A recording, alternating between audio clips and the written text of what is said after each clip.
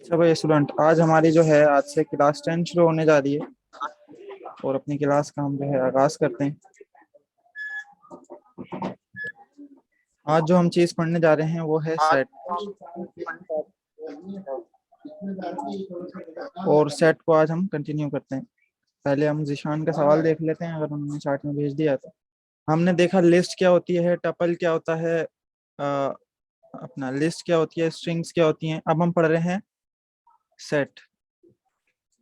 हम पहले डिफरेंस देख लेते हैं, मुख्तलिफ चीज़ों के दरमियान क्या डिफरेंस है, उसके बाद हम आगे बढ़ते हैं कि भाई हमने लिस्ट पढ़ी तो अब सेट क्यों पढ़ रहे हैं।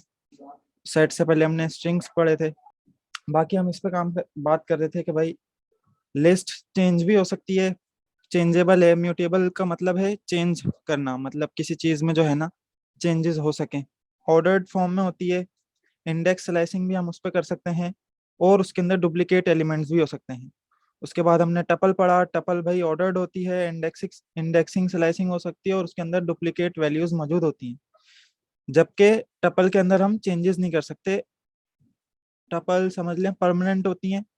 तीसरी चीज होती है हमारे पास सेट। सेट आप सब लोगों ने पढ़ा होगा, जिस तरीके से मेहर खान नियाजी ने कल इसका ओवरव्यू दिया था। सेट हमारे पास चेंज हो सकता है, लेकिन उसका ऑर्डर्ड मैटर नहीं करता। अब इसको हम प्रॉपर स्लाइड्स के थ्रू लेके चलते हैं। सेट है क्या? सेट बेसिकली हमारे पास एक ऐसा डेटा स्ट्रक्चर है जिसमें हमारे पास वैल्यूज जो है ना वो अनऑर्डर्ड फॉर्म में होती हैं। इसका सबसे बड़ा फायदा यह है कि इसमें वैल्यूज यूनिक होती हैं। मींस आप डबल डबल वैल्यूज एक सेट में नहीं डाल सकते। उसकी हम एग्जांपल देखते हैं। मैंने एक सेट बनाया और सेट को अब मैं चेक कर रहा हूँ कि भाई एक हमें क्या जो है ना रिटर्न कर रहा है। देखें, मैंने यहाँ पे 2 दफा जो है ना टू इस्तेमाल किया है। तो जब इसने रिटर्न किया तो हमें एक दफा रिटर्न किया। तो सबसे बड़ी खूबी तो इसकी ये है कि भाई इसके अंदर डुप्लीकेट वैल्यूज नहीं हो सकती। मींस आपका डेटा डेटा रिडंडेंसी से जो है ना सेव रहता है। दूसरी ये कि भाई अनऑर्डर्ड होता है और अनइंडेक्स। इन तीनों खूबियों को हम आगे वन बाय वन देखते हैं। इसका सबसे बड़ा फायदा ये है कि भाई जैसे कि मैंने बोला कि चीजें इसमें यूनिक होती हैं। दूसरी बात ये है कि भाई डेटा, हम बोलते हैं कि यार डेटा ऑर्डर्ड फॉर्म में हो या ना हो हमें इससे कोई गर्ज नहीं है, हमें सिर्फ डेटा प्योर फॉर्म में चाहिए। तो जब हमें डेटा प्योर फॉर्म में चाहिए, डेटा के अंदर कोई चीज ज्यादा ना हो, तो हम सेट्स को इस्तेमाल करते हैं। सेट को हम बना किस तरीके से सकते हैं? सेट को हम कर्ली ब्रेसिस की मदद से बनाते हैं। बाकी हमारे पास सेट का फंक्शन भी है जिसको इस्तेमाल करते हुए हम सेट को बना सकते हैं। अब जैसे कि हमने लिस्ट और टपल को देख लिया है, अब हम सेट को देखते हैं। एक ये सेट है, यहाँ पे हमने कर्ली ब्रेसिस के इस्तेमाल से इसको बनाया है। अब हम इसकी टाइप चेक करते हैं। टाइप अपना टैग सेट, और इसको हम इंटर कर देते हैं। तो ये हमें बता रहे हैं कि भाई ये जो आपने कर्ली ब्रेसिस के इस्तेमाल से एक वेरिएबल के अंदर जो वैल्यूज दी हैं वो सेट होल्ड करता है। अगर मैं कर्ली ब्रेसिस इस्तेमाल ना करूं तो हम किस तरीके से सेट बना सकते हैं? हम इस तरीके से भी बना सकते हैं कि भाई मैंने एक वेरिएबल लिया और वेरिएबल के अंदर मैं सेट का फंक्शन इस्तेमाल कर रहा हूँ।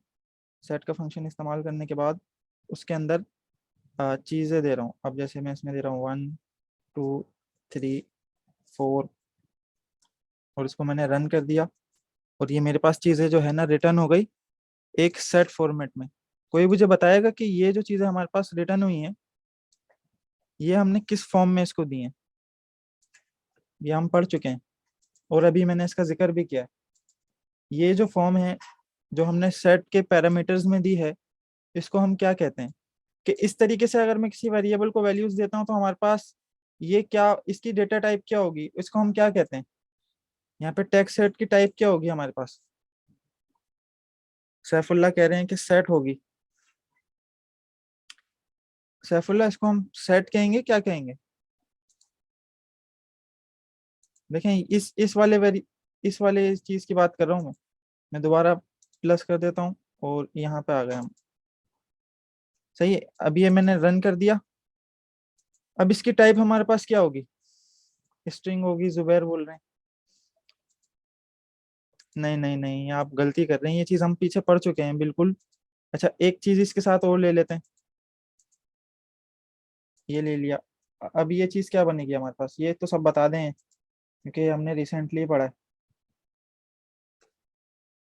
अभी तक जो मैं आंसर लेना चाह रहा हूँ वो किसी ने भी नहीं दिया है कि इसको हम क्या कहेंगे।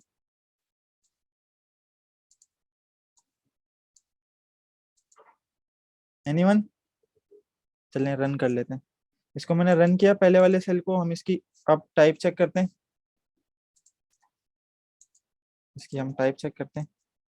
तो भाई हमारे पास लिस्ट है। एक भी बच्चे ने नहीं बताया कि भाई ये लिस्ट है। हम लिस्ट पढ़ के आ चुके हैं ना। हम लिस्ट में हमने स्लाइसिंग भी की है, इंडेक्सिंग भी की है कि भाई अगर हम जीरो देंगे तो कहाँ से शुरू होगा, और एक ज्यादा देते हैं। हाँ तो देखें यार आप। अच्छा, इसको क्या कहेंगे अगर इस तरीके से मैं किसी वेरिएबल के अंदर वैल्यूज को असाइन करूं? इसका तो जवाब देना चाहिए आप लोगों को, क्योंकि कल पढ़ा है मेरे ख्याल से हमने ये। इस टाइप को क्या कहेंगे, जैसे इस टाइप में हमारे पास आउटपुट आया है लिस्ट, तो इस टाइप का आउटपुट क्या आएगा? एक बंदे का रिप्लाई आया है बस। बाकी हमारे पास इतने सारे बंदे हैं, 7 8 बंदे हैं, उनमें से एक भी बंदा नहीं बता रहा है कि ये हमने लिखा, अभी लिखने के बाद इसका आउटपुट क्या होगा, इसकी टाइप। रन कर लेते हैं। टपल होगा। कल हम टपल पढ़ चुके हैं, हम लिस्ट भी पढ़ चुके हैं, हम टपल भी पढ़ चुके हैं। जब हम पैरेंथेसिस का इस्तेमाल करते हैं तो हमारे पास वो टपल की फॉर्म में होता है। टपल हमारे पास ऐसी चीज है जिसके अंदर हम चेंजेस नहीं कर सकते, और लिस्ट हमारे पास एक ऐसी डेटा की फॉर्म है जिसके अंदर हम चेंजेस कर सकते हैं। हम मुख्तलिफ डेटा को इसके अंदर अपेंड करा सकते हैं, एक्सटेंड करा सकते हैं उनके फंक्शंस की मदद से। इस पिक्चर्स पे दोबारा आ जाते हैं। अगर अभी भी आपको लिस्ट या टपल में देखें, जब तक आपकी लिस्ट और टपल की कंफ्यूजन ही दूर नहीं होगी तो फिर सेट पढ़ाने का फायदा। क्योंकि किसी भी बंदे ने जो है ना अभी रिप्लाई नहीं दिया, तो उसका मतलब आप लोग कंफ्यूजन में चल रहे हैं।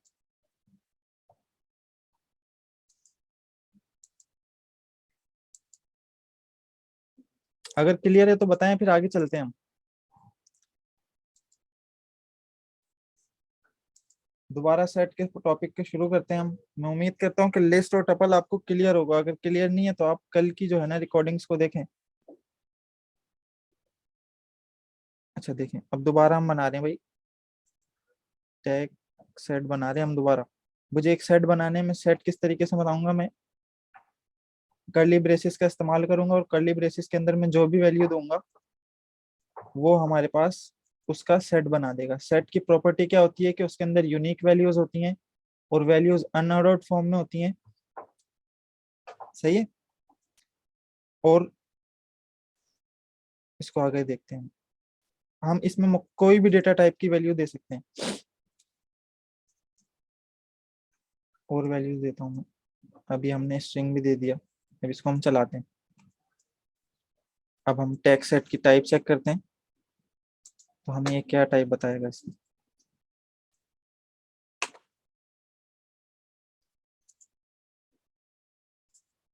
सेट बता रहा है। अब सेट को हम दूसरे तरीके से कैसे बनाएंगे? हम सेट को दूसरे तरीके से बनाएंगे भाई, tag set to is equals to set. अब जैसे कि मैंने अभी आप लोगों को बताया कि हम इसके अंदर लिस्ट दे देंगे। अब यहाँ पे हमने ये लिस्ट बनाई हुई है, इसको मैंने रन किया। सही है। रन करने के बाद इसकी टाइप देखेंगे तो लिस्ट आ रही है हमारे पास। अब इस लिस्ट को हम जो है ना सेट के वेरिएबल में पास कर देंगे। जैसे ही हम सेट के फंक्शन में टेक सेट को पास करेंगे तो उसको ऑटोमेटिकली वो क्या बना देगा, उसको सेट बना देगा। तो इससे हमें ये फायदा होगा कि भाई हमारे पास, अभी हम पहले इसकी टाइप चेक करते हैं उसके बाद आगे देखते हैं कि भाई क्या इसका फायदा है। अच्छा भाई ये सेट बन गया हमारे पास। इससे हमारे पास ये फायदा है कि भाई एक हमारे पास लिस्ट आ गई जिसमें हमारे पास मुख्तलिफ वैल्यूज़ हैं, मुख्तलिफ डुप्लीकेट वैल्यूज़ हैं। अब उन मुख्तलिफ डुप्लीकेट वैल्यूज़ में से हम जो है यूनिक वैल्यूज़ को फाउंड फाइंड करना चाह रहे हैं, तो फिर हम उसको सबसे पहले सेट के फंक्शन में पास करेंगे। सेट के फंक्शन में पास करने के बाद वो तमाम चीज़ें प्योर फॉर्म में आ जाएंगी। प्योर फॉर्म में आने के बाद हम दोबारा उसको लिस्ट में कन्वर्ट कर सकते हैं। अब सेट हमारे पास टेक्स्ट सेट टू हमारे पास सेट फॉर्म में है, अब हम इसको दोबारा लिस्ट फॉर्म में लाना चाहते हैं ताकि चीज़ें ऑर्डर्ड फॉर्म में आ जाएं। लिस्ट की हम फंक्शनलिटीज को, उसकी खूबियों को इस्तेमाल करना चाह रहे हैं, तो हम इसको दोबारा लिस्ट बना सकते हैं। लिस्ट किस तरीके से बना सकते हैं? लिस्ट का फंक्शन इस्तेमाल करते हुए हम वही वेरिएबल लिखेंगे, लिस्ट का नाम लिखेंगे और इसके अंदर क्या पास करा देंगे, इसका नाम। अब मैं इसको चलाता हूँ और टेक्स्ट सेट की अगर मैं अब टाइप चेक करूँ तो वो हमें लिस्ट बता रहा है। हमने देखा भाई लिस्ट क्या होती है, सेट क्या होता है, और उसको हम क्यों यूज करते हैं कि डेटा हमारे पास क्लियर हो, और उसको हम क्रिएट किस तरीके से कर सकते हैं। अब हम सेट की कुछ फंक्शनलिटीज को देखते हैं।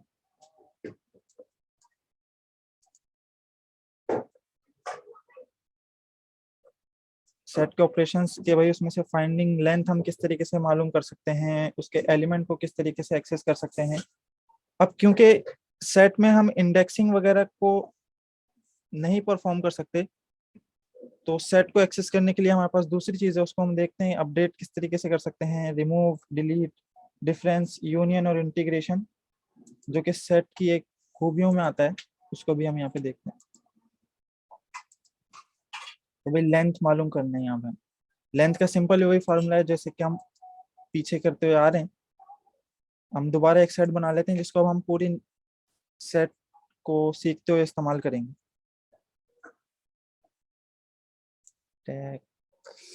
सेट वन, और इसमें हम एक जामे सेट बना लेते हैं। इसको 1 दे देते हैं, 2 दे देते हैं, 3 दे देते हैं।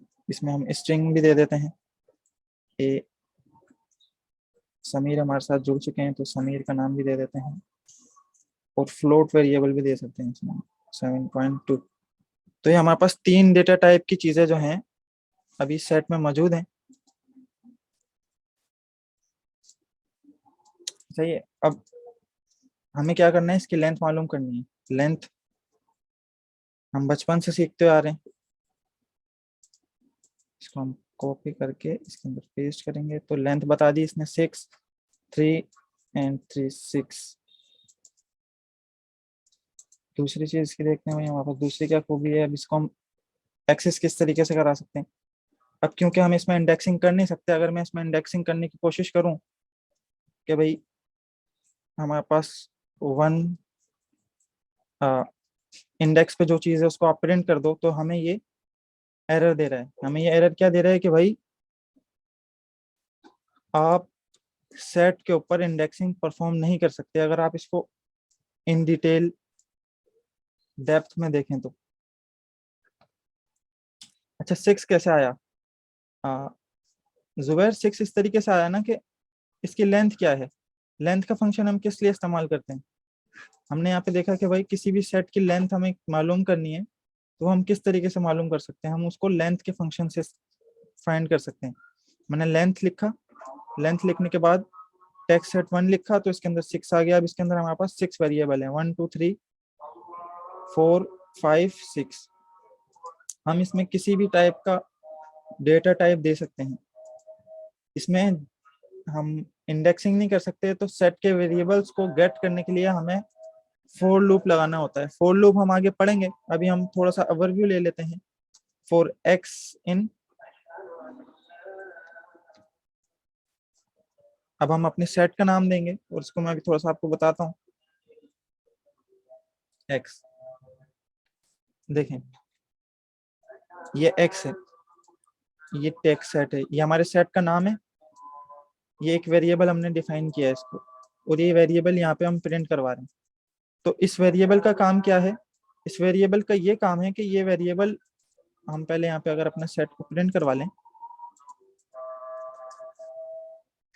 1 2 3, देखें अब ये x उठेगा, सबसे पहले उठ के आएगा इधर हमारे पास पहले इंडेक्स पे।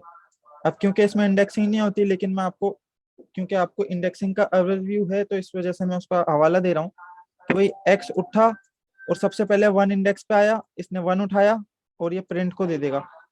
सही। अब एक दफा 1 प्रिंट हो जाएगा, अब इसमें एक इंक्रीमेंट हो जाएगी। सही। अभी ये 1 इंडेक्स पे चला था, फिर ये आएगा दोबारा और फिर ये दूसरे इंडेक्स पे चलेगा, फिर ये 1 बाय 1 तमाम हमारे पास वैल्यूज को प्रिंट करवा देगा। इसको देखते हैं हम। ये देखें x उठा, सबसे पहले हमारे पास सेट में गया, सेट में से इसने एक वैल्यू उठाई और उसको प्रिंट करवा दिया, दूसरी वैल्यू उठाई, दूसरी वैल्यू प्रिंट करवा दी। अब ये वैल्यूज आगे पीछे आ रही हैं, तो इसके बारे में मैं आपको बता चुका हूं कि भाई सेट की प्रॉपर्टी है कि ये अनऑर्डर्ड होता है। इसमें वैल्यूज जो है ना हमारे पास अनऑर्डर्ड फॉर्म में आ रही होती हैं, वैल्यूज जो है ना यूनिक होती हैं और वैल्यूज हमारे पास अनइंडेक्स होती हैं। इसी वजह से हमारे पास चीजें अनइंडेक्स फॉर्म में, अनऑर्डर्ड फॉर्म में शो हो रही हैं। तो अभी तक हमने देखा कि भाई सेट किस तरीके से बनाते हैं और उसकी वैल्यूज को किस तरीके से प्रिंट करवाते हैं और उसकी टाइप और लेंथ किस तरीके से देखते हैं। आगे आते हैं। अब सेट के अंदर हमें वैल्यूज को ऐड करवाना है, तो हमारे पास दो फंक्शन है, ऐड और अपडेट के। ऐड और अपडेट के फंक्शन को 1 बाय 1 देखते हैं यहाँ पे कि भाई वो हमारे पास क्या फंक्शंस को परफॉर्म करते हैं। अब यहाँ पे समीर आ रहा है, समीर के आगे मुझे मेहर भी ऐड करना है। ये समझ ले मेरा एक नादरा का डेटाबेस सिस्टम है और नादरा के डेटाबेस सिस्टम में ये होना चाहिए कि भाई एक बंदे का एक ही CNIC नंबर होना चाहिए।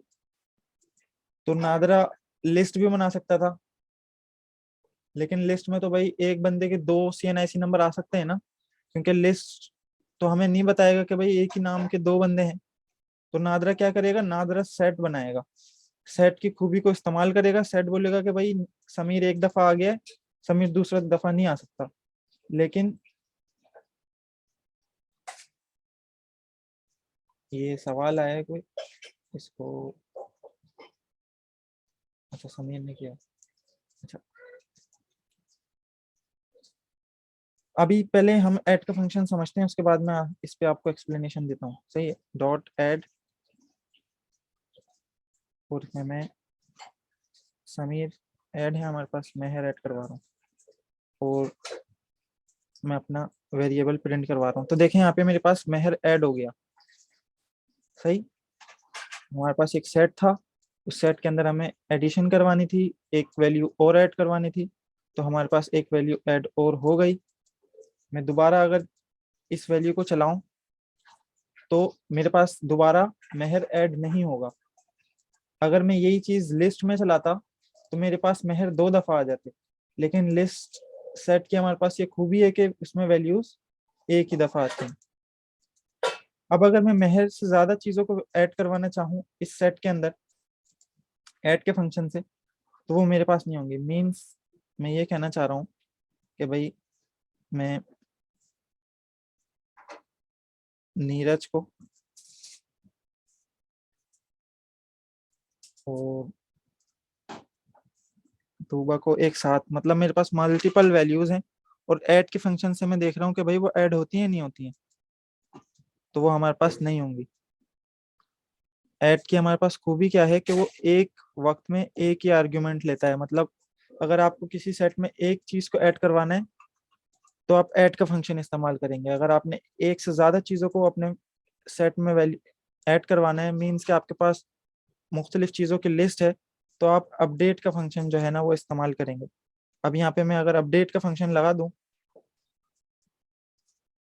तो मेरा जो सेट है वो अपडेट हो चुका है और उसके अंदर नीरज और तूबा आ गए हैं। अच्छा, अब ये देखें, ये क्या हुआ भाई, नीरज इतने सारे आ गए। नीरज को एन उसने अलग ऐड करवाया, ई अलग ऐड करवाया, आर ए जी अलग ऐड करवाया। तो इसका मसला ये है, इसको भी हम आगे देखते हैं। सबसे पहले तो हम इसको सही कर दें कि भाई जब भी हम मल्टीपल वैल्यूज में इसको कोई भी पैरामीटर पास करेंगे ना अपडेट के फंक्शन में, तो हमें क्या करना है, उसको हमें लिस्ट के फॉर्म में पास करना पड़ेगा। ये मैंने किया। अब मेरे पास नीरज और तूबा अलहदा अलहदा आ रही है। ये बड़ा इंपॉर्टेंट पॉइंट है, अगर आप ये नहीं लगाएंगे तो आपका तमाम डेटा जो है वो बर्बाद हो सकता है। नहीं, सैफुल्ला इसमें अपेंड का ऑप्शन जो है ना, हम ऐड के फंक्शन से करते हैं। मतलब इसमें अपेंड का ऑप्शन नहीं है। अपेंड के ऑप्शन को आप ऐड का फंक्शन समझें। जैसे आप उसमें अपेंड करते हैं तो आखिरी में वो जो है ना वैल्यू को ऐड कर देता है। लेकिन सेट क्योंकि अनऑर्डर्ड है, तो इसमें हम अपेंड का ऑप्शन इस्तेमाल नहीं कर सकते। इसमें वैल्यू जो है ना रेंडमली सेव हो जाती है किसी भी इंडेक्स पे। और दूसरी बात ये कि आप जब ऐड में कोई पैरामीटर पास कर रहे होंगे तो उसको तो सिंगल फॉर्म में देंगे, पैरेंथेसिस में। लेकिन जब आप अपडेट के फंक्शन से कोई चीज ऐड कर रहे होंगे तो उसको आप लिस्ट फॉर्म में देंगे। अगर मैं यहाँ पे कोई एक सेट बनाता हूँ, ए इज इक्वल्स टू सेट, और मैं इसके अंदर स्ट्रिंग दे रहा हूँ, आप देखें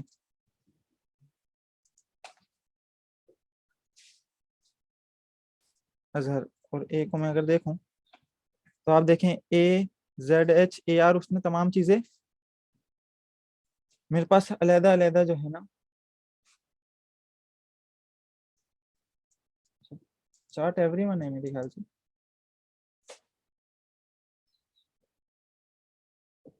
सही। अब देखें, अब मैंने सिर्फ स्ट्रिंग पास किया, सेट ने क्या किया, हर करेक्टर को अलहदा अलहदा डील किया उसने। अगर मैं इसको एज अ लिस्ट पास करूं, ये एक सेकेंड, और उसको मैं अगर प्रिंट करवाऊं तो सेट हमारे पास उसने ए की वैल्यू में ले दिया। तो इस चीज को आप नोट करें अपने पास। आगे बढ़ते हैं। सेट में से कोई चीज रिमूव करवानी है तो हम क्या करेंगे भाई, हम अपने पुराने सेट पे आते हैं जो हमने यहाँ पे बनाया था, उसको कॉपी पेस्ट करते हैं। ये हमारे पास एक सेट आ गया। अब इसमें से हमें समीर को रिमूव करवाना है, तो हम क्या करेंगे, अपने सेट का नाम देंगे और रिमूव का फंक्शन इस्तेमाल करेंगे, और उसके अंदर समीर जो है ना पास कर देंगे। जैसे मैं समीर को पास करूंगा और अपना सेट दोबारा चेक करूंगा तो उसमें से समीर रिमूव हो चुका है। लेकिन अगर मेरे पास सेट 1000 1500 वैल्यूज का है और उसमें मुझे नहीं पता कि मेरी वैल्यू में समीर है या नहीं, और मैं रिमूव का फंक्शन इस्तेमाल करूं तो मेरे पास एरर आएगा। मैं बात क्या करना चाह रहा हूँ, अगर मैं इस पे दोबारा समीर चलाता हूँ तो ये बोल रहा है कि भाई आपके सेट के अंदर समीर नाम का कोई बंदा ही मौजूद नहीं है, समीर नाम की कोई वैल्यू ही मौजूद नहीं है। तो इसने मुझे एरर दे दिया। अब दूसरा ऑप्शन क्या होता है मेरे पास, डिस्कार्ड का। अगर मुझे नहीं मालूम कि वैल्यू मेरे सेट में मौजूद है या नहीं, तो मैं डिस्कार्ड का ऑप्शन यूज करता हूँ। डिस्कार्ड का ऑप्शन आपको पता चलेगा, देखें यहाँ पे समीर पे मुझे एरर दे रहा था ना। और एक सेकेंड, अच्छा इसने अब तमाम चीजें रिमूव कर दी होंगी। दोबारा आते हैं, इधर से इधर से इधर से, सही, और यहाँ पे हम समीर देंगे। इसको चलाते हैं, इसने यहाँ पे एरर दे दिया। अब यहाँ पे समीर देते हैं। अब देखें यहाँ पे मुझे एरर नहीं दिया, जबकि समीर जो है ना हमारे पास लिस्ट में मौजूद नहीं है। तो दो फंक्शन देखे रिमूव करने के। अगर आप रिमूव के फंक्शन से किसी वैल्यू को सेट के अंदर रिमूव करेंगे, अगर तो वो वैल्यू होगी उसके अंदर मौजूद तो वो रिमूव कर देगा, अगर वो वैल्यू मौजूद नहीं होगी तो वो आपको एरर दे देगा। सही है। अगर आपको वैल्यू का नहीं पता कि भाई वो वैल्यू मौजूद है या नहीं, मिसाल के तौर पे आप तुक्का लगा रहे हैं कि यार ये मेरे पास सेट है और सेट के अंदर से 2 डिलीट करना है। सही है, अगर 2 है तो उसको डिलीट कर दो, अगर नहीं है तो कोई एरर नहीं दो। तो फिर आप क्या करेंगे, डिस्कार्ड का ऑप्शन यूज करेंगे। अगर मैं इसमें 2 दे दूं तो मेरे पास अगर सेट में 2 मौजूद होगा तो वो 2 रिमूव कर देगा। अगर मैं सेट को दोबारा जो है ना प्रिंट करता हूँ तो आप देखिए मेरे पास 2 मौजूद नहीं है। सही, अब मैं दोबारा ये फंक्शन चलाऊंगा तो मुझे वो एरर नहीं देगा। इस अच्छा, एरर नहीं देगा तो फिर मुझे क्या रिटर्न करेगा, मुझे ये कुछ भी रिटर्न नहीं करेगा, मुझे ये नन रिटर्न करेगा। ये देखें। तो इस तरीके से आप सेट के ऊपर रिमूव का फंक्शन इस्तेमाल कर सकते हैं, उसमें से किसी भी चीज को इस तरीके से रिमूव कर सकते हैं। तीसरा ऑप्शन हम देखते हैं पॉप का। अभी हमने रिमूव का देखा, डिस्कार्ड का देखा, तीसरा ऑप्शन होता है हमारे पास पॉप का। पॉप पीछे हम पढ़ चुके हैं कि पॉप रेंडमली किसी भी वैल्यू को जो है ना हमारे पास डिलीट कर देता है। हम दोबारा अपने सेट को लगाते हैं और सेट में से हमें जो है ना ए को रिमूव करना है। तो हम क्या करते हैं, हम अपने पास अपना सेट लिखते हैं, टेक्स्ट सेट 1, और डॉट पॉप का फंक्शन इस्तेमाल करते हैं। पॉप के फंक्शन में हम ए दे देते हैं इसको और एंटर कर देते हैं। तो हमें क्या बोल रहा है कि पॉप हमारे पास कोई भी आर्ग्यूमेंट नहीं लेता। तो पॉप की ये फंक्शनैलिटी है कि जब आप इसका फंक्शन जैसे ही कॉल करेंगे तो ये रेंडमली कोई भी वैल्यू इसमें से उड़ा देगा। लिस्ट में क्या होता है, लिस्ट में ये फंक्शनल नहीं होता कि भाई रैंडम वैल्यू उड़ाएगा। लिस्ट में ये होता है कि वो लास्ट वाली वैल्यू उठाता है, लास्ट वाली वैल्यू डिलीट करने के बाद उसको रिटर्न भी करता है। यहाँ पे भी ये रिटर्न करेगा, लेकिन ये लिस्ट सेट में से कोई भी वैल्यू को जो है ना रिमूव कर देगा। मैं इसको चलाता हूँ, या आप देखें इसने क्या किया, अभी तो मेरे पास ए रिमूव कर दिया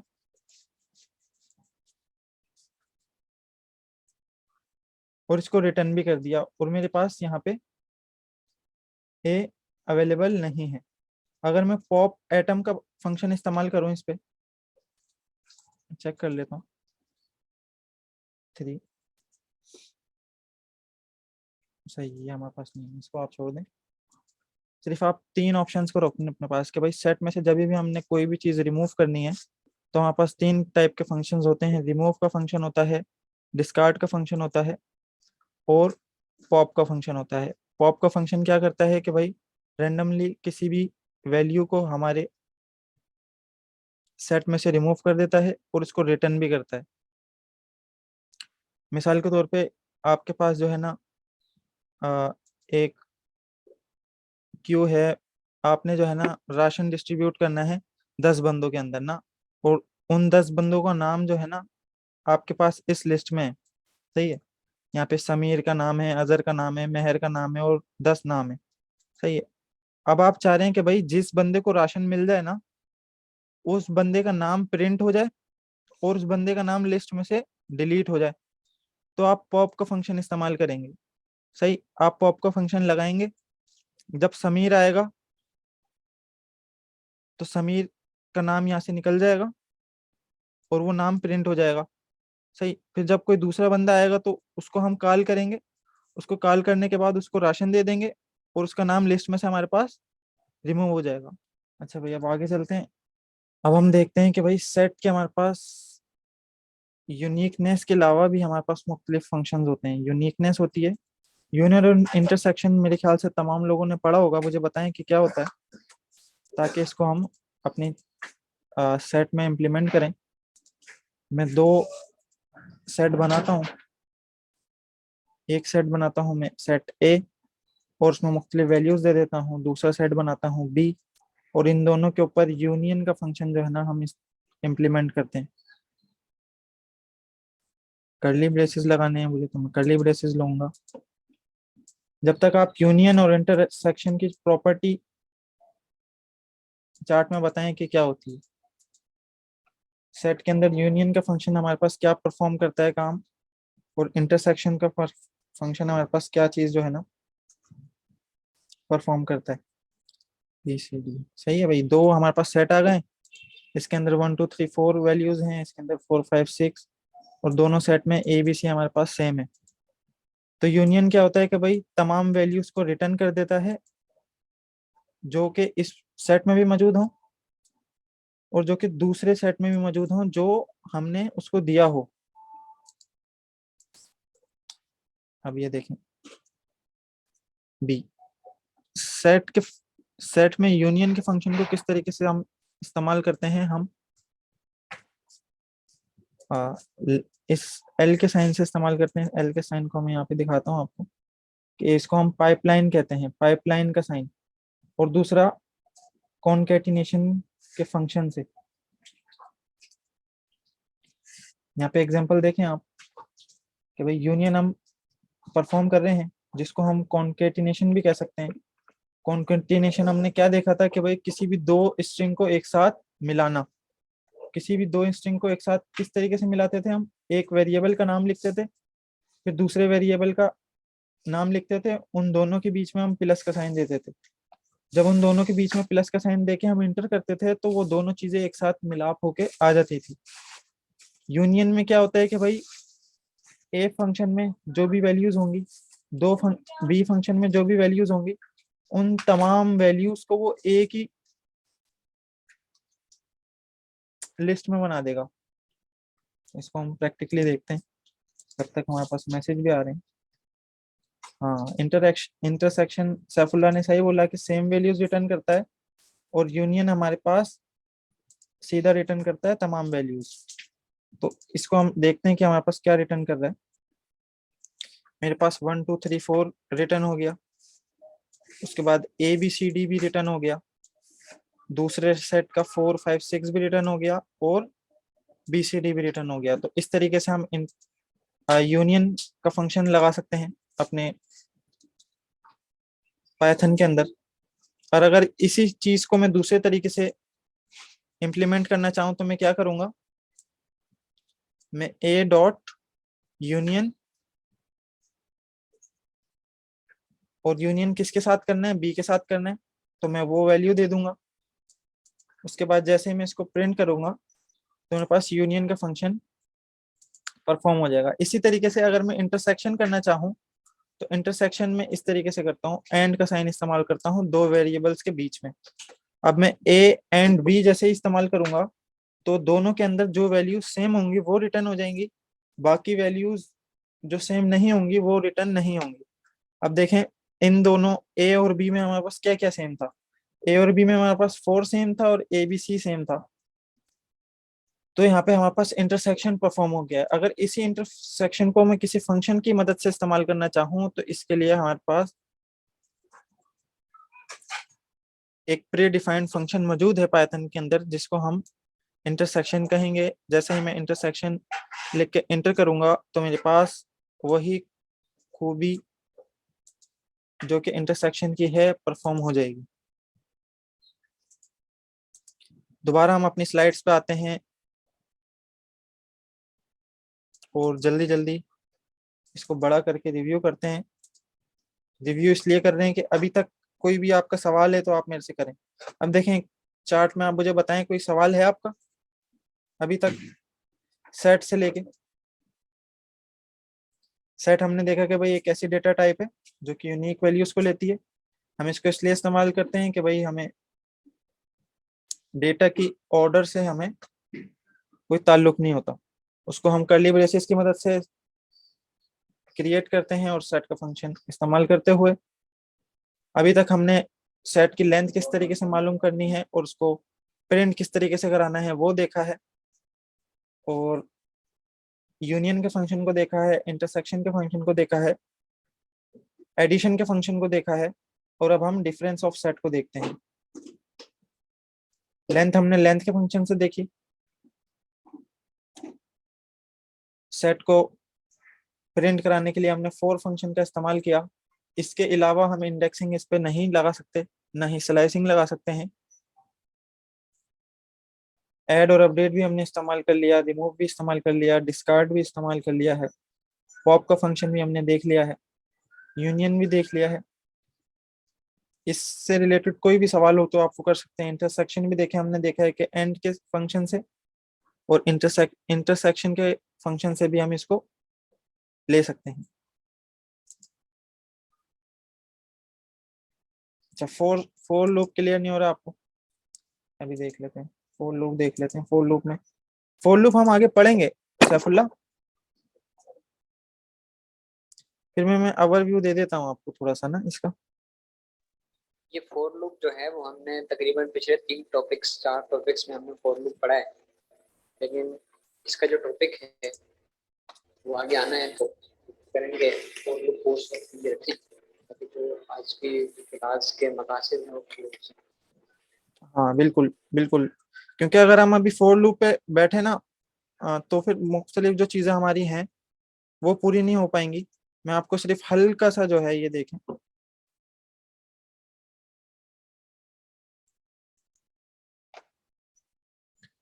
फोर लूप क्या होता है कि भाई मैंने बताया फोर, ये हमने प्री डिफाइंड चीज है, हमने इसको बताया एक्स। अब एक्स उठ के आएगा, पहली वैल्यू उठाएगा, दोबारा आएगा दूसरी वैल्यू उठाएगा, तीसरी दफा आएगा तीसरी वैल्यू उठाएगा। अब जब ये यहाँ पे आया तो इसने एक इंक्रीमेंट कर दिया, इसके पास क्या आ गया, दो आ गया। फिर दोबारा आएगा तीसरी वैल्यू पे, तीसरी वैल्यू में फिर इंक्रीमेंट कर दिया। मतलब हमारे पास यहाँ पे जितनी भी वैल्यूज हों, एक्स उठ के आएगा, उस वैल्यू को लेगा और प्रिंट करवा देगा। एक्स को कैसे पता चलेगा कि भाई ए में से वैल्यू लेना है? हमने यहाँ पे डिफाइन कर दिया है। इंटरसेक्शन भी देख लिया है, अब हम डिफरेंस देखते हैं। डिफरेंस हमारे पास क्या होता है?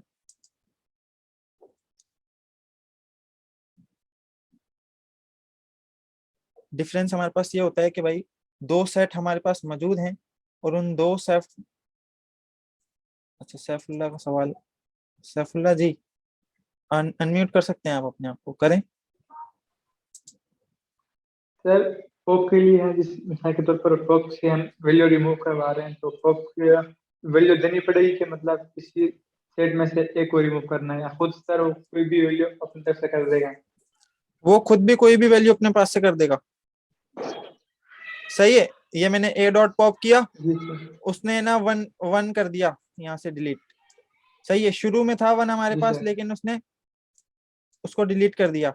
सही है, कोई भी वैल्यू रैंडमली रिमूव कर देगा। अगर आपको कोई स्पेसिफिक वैल्यू रिमूव करवानी है तो वो आप फिर रिमूव के फंक्शन से रिमूव करेंगे। ए डॉट रिमूव, फिर उस वैल्यू का नाम दे देंगे जो वैल्यू आपने रिमूव करवानी है। सही है सैफुल्ला? ठीक है सर, समझ गए। अच्छा भाई, अब हम डिफरेंस को देख लेते हैं कि डिफरेंस हमारे पास क्या होता है। डिफरेंस हम इसलिए इस्तेमाल करते हैं कि भाई ए एक हमारे पास सेट मौजूद है और बी हमारे पास सेट मौजूद है, उन दोनों में डिफरेंस क्या है। सही है, मतलब वो सेम वैल्यूज को हटा देगा और जो ए में वैल्यूज यूनिक मौजूद होंगी बी से उसको प्रिंट करवा देगा। डिफरेंस का फार्मूला हम किस तरीके से लगाते हैं? हम हाइफन के साइन से भी लगाते हैं और डिफरेंस के फंक्शन की मदद से भी इसको इम्प्लीमेंट करते हैं। हम अपने दो सेट्स जो हमारे पास पहले मौजूद थे उनको दोबारा ले आते हैं अपने पास और उसके ऊपर जो है ना डिफरेंस का फार्मूला लगाते हैं। ए हाइफन बी में करता हूँ तो मुझे ये क्या रिटर्न कर देगा, 1 2 3 रिटर्न कर देगा। 1 2 3 इसने कैसे रिटर्न किया मेरे पास, वो मुझे बता रहे हैं कि भाई फोर जो है ना आपके पास बी में मौजूद है, ए बी सी भी आपके पास बी में मौजूद है, लेकिन आपके पास बी में क्या मौजूद नहीं है, आपके पास बी में क्या डिफरेंस है, वो है 1 2 3 का। तो इसने मुझे 1 2 3 रिटर्न कर दिया। अगर मैं यही चीज बी माइनस ए करके चेक करूं तो फिर मुझे वो क्या रिटर्न करेगा? आप थोड़ा सा बताएं मुझे चार्ट के अंदर, अगर आप मुझे बता दें। जिस तरीके से इसने a माइनस बी में 1 2 3 रिटर्न किया है, मैंने क्या बताया कि ये डिफरेंस बताएगा। अब देखें इसको, जैसे ही मैं रन करूंगा तो इसने बताया कि भाई, इसको छोटा सा करूंगा अगर मैं थोड़ा सा, तो 5 6 और बी सी डी हमारे पास बी के अंदर यूनिक मौजूद है, जो कि ए में मौजूद नहीं है। ए में हमारे पास क्या मौजूद था, ए बी सी मौजूद था, तो उसने ए बी सी हमें नहीं दिखाया, हमने उसने यूनिकनेस दिखाई। आखिरी चीज देख रहे हैं हम सेट की, वो है सर अगर वैल्यू भी सेट में आ से ज्यादा हो तो, समझा नहीं मैं आप क्या बोल रहे हैं। अगर वैल्यू बी सेट में से ज्यादा हो, आप माइक ऑन करके अपना सवाल करें। फ्रोजन सेट हमारे पास क्या होता है सर जी सर जी। अगर वैल्यू बी स्टेट में मिसाल के तौर पर 5 वैल्यूज हों लेकिन ए स्टेट में 4 वैल्यूज हों, तो फिर कोई एरर देगा या सर इसकी? नहीं नहीं, कोई भी एरर नहीं देगा। वैल्यूज के लेंथ से हमारे पास यहाँ पे कोई ताल्लुक नहीं है, हमारा सिर्फ यहाँ पे ताल्लुक डिफरेंस से है। यही चीज मैं अगर इस तरीके से करूँ, A dot D I double F E R E N C E, और ये मैंने नहीं किया, तो हमारे पास ये यही रिटर्न करेगा। इसमें देखें हमारे पास वैल्यूज 3 4 5 हैं, इसमें भी हमारे 5 है। मैं अगर इसमें वैल्यू बढ़ा दूं एक, और यहाँ पे मैं सैफुल्ला दे दूं और अपनी तमाम चीजें रन करूं, तो मुझे कोई एरर नहीं आ रहा। अब देखें इस वाले सेट में वैल्यू हमारे पास ज्यादा है, और इस वाले सेट में हमारे पास वैल्यू कम मौजूद है। सही, आगे बढ़ते हैं और फ्रोजन सेट को देखते हैं। फ्रोजन सेट हमारे सेट को टपल की खसूसियात दे देता है। क्या दे देता है, टपल की खसूसियात दे देता है। कोई मुझे बताएगा टपल क्या होता है और टपल को हम क्यों इस्तेमाल करते हैं? टपल की यूनिकनेस क्या है, वो किस वजह से हम सीख रहे थे कल। हमने अभी थोड़ी देर पहले डिस्कस किया है कि टपल क्या होता है, क्यों इस्तेमाल होता है। अगर चार्ट में कोई बच्चा मुझे बता दे। टपल डेटा टाइप है बिल्कुल, लेकिन उसको इस्तेमाल क्यों करते हैं? हम लिस्ट भी इस्तेमाल कर सकते हैं, टपल इस्तेमाल क्यों करते हैं?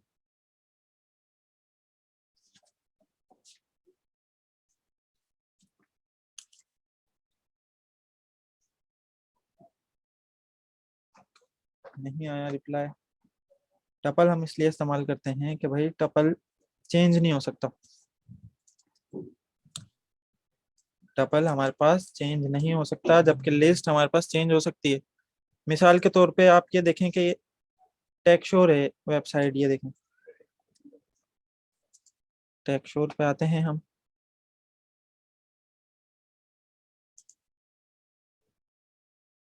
मेरी आवाज नहीं आ रही है, मुझे टीम बताए कि मेरी आवाज आ रही है या नहीं आ रही।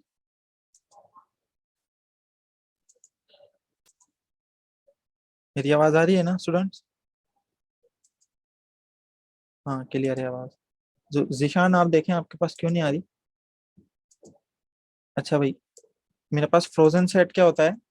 सबसे पहले हम टपल को देख रहे थे। टपल हम समझ लें पासवर्ड सेव करने के लिए इस्तेमाल कर रहे हैं कि भाई सैफुल्ला ने ABCD पासवर्ड रखा, सही, और वो पासवर्ड चेंज ना हो। अगर वो पासवर्ड चेंज होगा तो फिर वो पासवर्ड नहीं रहेगा। हर ऐसी चीज जिसको हम चेंज ना कर सकें उसको टपल के अंदर इस्तेमाल करते हैं। हर ऐसी चीज जिसको हम चेंज कर सकें उसको हम लिस्ट के जरिए इस्तेमाल कर सकते हैं। हर ऐसी चीज जो यूनिक हो उसको हम सेट की मदद से इस्तेमाल करते हैं। फ्रोजन सेट ये है हमारे पास कि अगर हम फ्रोजन सेट का फंक्शन इस्तेमाल करें तो सेट हमारे पास टपल बन जाता है। आसान अंदाज में मैं आपको बता रहा हूँ। फ्रोजन सेट का हमारे पास फंक्शन है, ये देखें, ये हमारे पास फ्रोजन सेट है, और फ्रोजन सेट इम्यूटेबल है। उसको हम देख लेते हैं किस तरीके से इस्तेमाल हो रहा है। अब हमारे पास एक, सबसे पहले हम सेट उठा के लाते हैं। सेट बी हम लिया है, सही, और सेट बी को हमने फ्रोजन सेट बनाना है।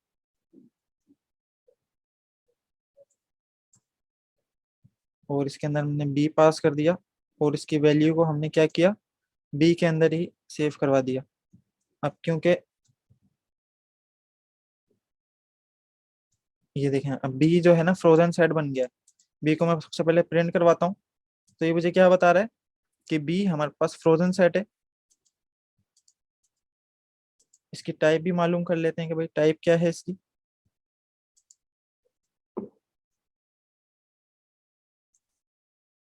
टाइप इसकी फ्रोजन सेट है। फ्रोजन सेट की क्या खसूसियत है? फ्रोजन सेट की ये खसूसियत है कि ये आपके सेट में चेंजेस नहीं करने देता। अगर मैं अब ये चाहूँ कि भाई बी के अंदर आप ऐड कर दो मेहर को ऐड के फंक्शन से, तो ये हमारे पास देखें क्या करता है, ये एरर दे देगा कि भाई आप फ्रोजन सेट के अंदर कोई भी तब्दीली या फिर चेंजेस नहीं कर सकते। तो ये हमारे पास समझ लें टपल बन गया। एक और चीज, अभी आप लोग ये बताएं कि लिस्ट से हम टपल बना सकते हैं कि भाई हमारे पास एक लिस्ट मौजूद है, उसको हम टपल के अंदर कन्वर्ट कर सकते हैं? ये जल्दी से बता दें।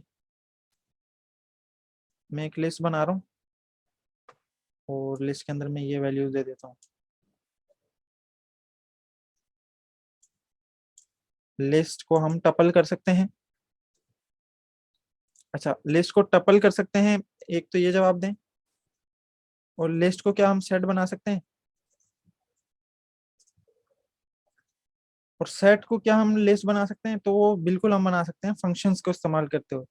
अब मेरे पास जैसे ए मौजूद है लिस्ट, तो मैं सेट इसको बनाने के लिए क्या करूंगा, मैं ए सेट और फिर सेट के फंक्शन में ए को दे दूंगा, तो ये सेट बन गया मेरे पास। अगर मैं इस लिस्ट को टपल बनाना चाह रहा हूं तो मैं टपल का फंक्शन इस्तेमाल करूंगा और इसको टपल बना दूंगा। तो हर डेटा टाइप से दूसरी डेटा टाइप में हम इजिली शिफ्ट हो सकते हैं, सिर्फ हमें उसका फंक्शन इस्तेमाल करना आना चाहिए और हमें पता होना चाहिए कि क्या ये चीज़ चेंजेबल है या नहीं। तो हर वैल्यू के बाद हम टाइप भी चेक कर लेते हैं।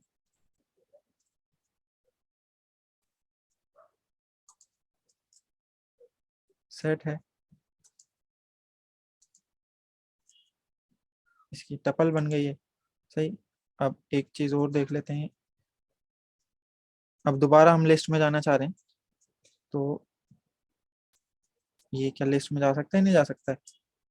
तो जी बिल्कुल हर चीज़ परफॉर्म हो सकती है। अगर आप टपल में फंस चुके हैं और अपना पासवर्ड वगैरह या फिर कोई भी चीज़ उसमें चेंजेस करना चाह रहे हैं अपनी लिस्ट के अंदर, तो आप उसके डिज़ाइन फंक्शन की मदद से चेंज कर सकते हैं। आगे बढ़ते हैं भाई। हमारे पास सेट का जो पूरा टॉपिक है वो कंप्लीट हो चुका है इन डिटेल। हमारे पास न्यू टॉपिक जो है वो डिक्शनरी का है। डिक्शनरी जो है ना हम किस तरीके से इस्तेमाल करते हैं और वो क्या है? डिक्शनरी हमारे पास कलेक्शन ऑफ डेटा टाइप है की और वैल्यूज की मदद में। मिसाल के तौर पे आपने डिक्शनरी इस्तेमाल की होगी। उसमें क्या होता है, हमारे पास एक नाम होता है और उसकी उसके आगे मीनिंग लिखी हुई होती है। सही। या फिर नाम, आप अपनी नेम की डिक्शनरी में जाते हैं और वहां पे सर्च करते हैं कि भाई समीर लिखा हुआ है, समीर की मीनिंग उसके आगे लिखी हुई होगी। तो पाइथन में भी हमारे पास डिक्शनरी इस टाइप की होती हैं। सबसे पहले हम डिक्शनरी की खसूसियात को देखते हैं कि भाई वो हमारे पास क्यों इस्तेमाल होती हैं, उसका क्या फ़ायदा है। उसके बाद हम इसके एग्जाम्पल को देखते हैं। A dictionary is a collection of data type which has key where values। Unordered होती हैं, जैसे कि सेट हमारे पास अनऑर्डर्ड होता है, तो डिक्शनरीज भी अनऑर्डर्ड होती हैं, चेंज हो सकती हैं। इसमें इंडेक्स का हमारे पास फंक्शन इस्तेमाल होता है और इसमें भी हमारे पास डुप्लीकेट मेंबर्स नहीं होते, जैसे कि सेट में भी डुप्लीकेट मेंबर्स हम नहीं इस्तेमाल कर सकते। डिक्शनरी को हम इस्तेमाल क्यों करते हैं? डिक्शनरी को हम इसलिए इस्तेमाल करते हैं कि भाई एक वैल्यू हमने दी। मिसाल के तौर पे अगर मैं अपना नोटपैड खोलूं और नोटपैड में मैं समीर एंटर करूं, तो मेरे पास क्या रिटर्न हो जाए? समीर का नाम रिटर्न हो जाए, समीर का हाउस एड्रेस रिटर्न हो जाए, समीर का नंबर रिटर्न हो जाए।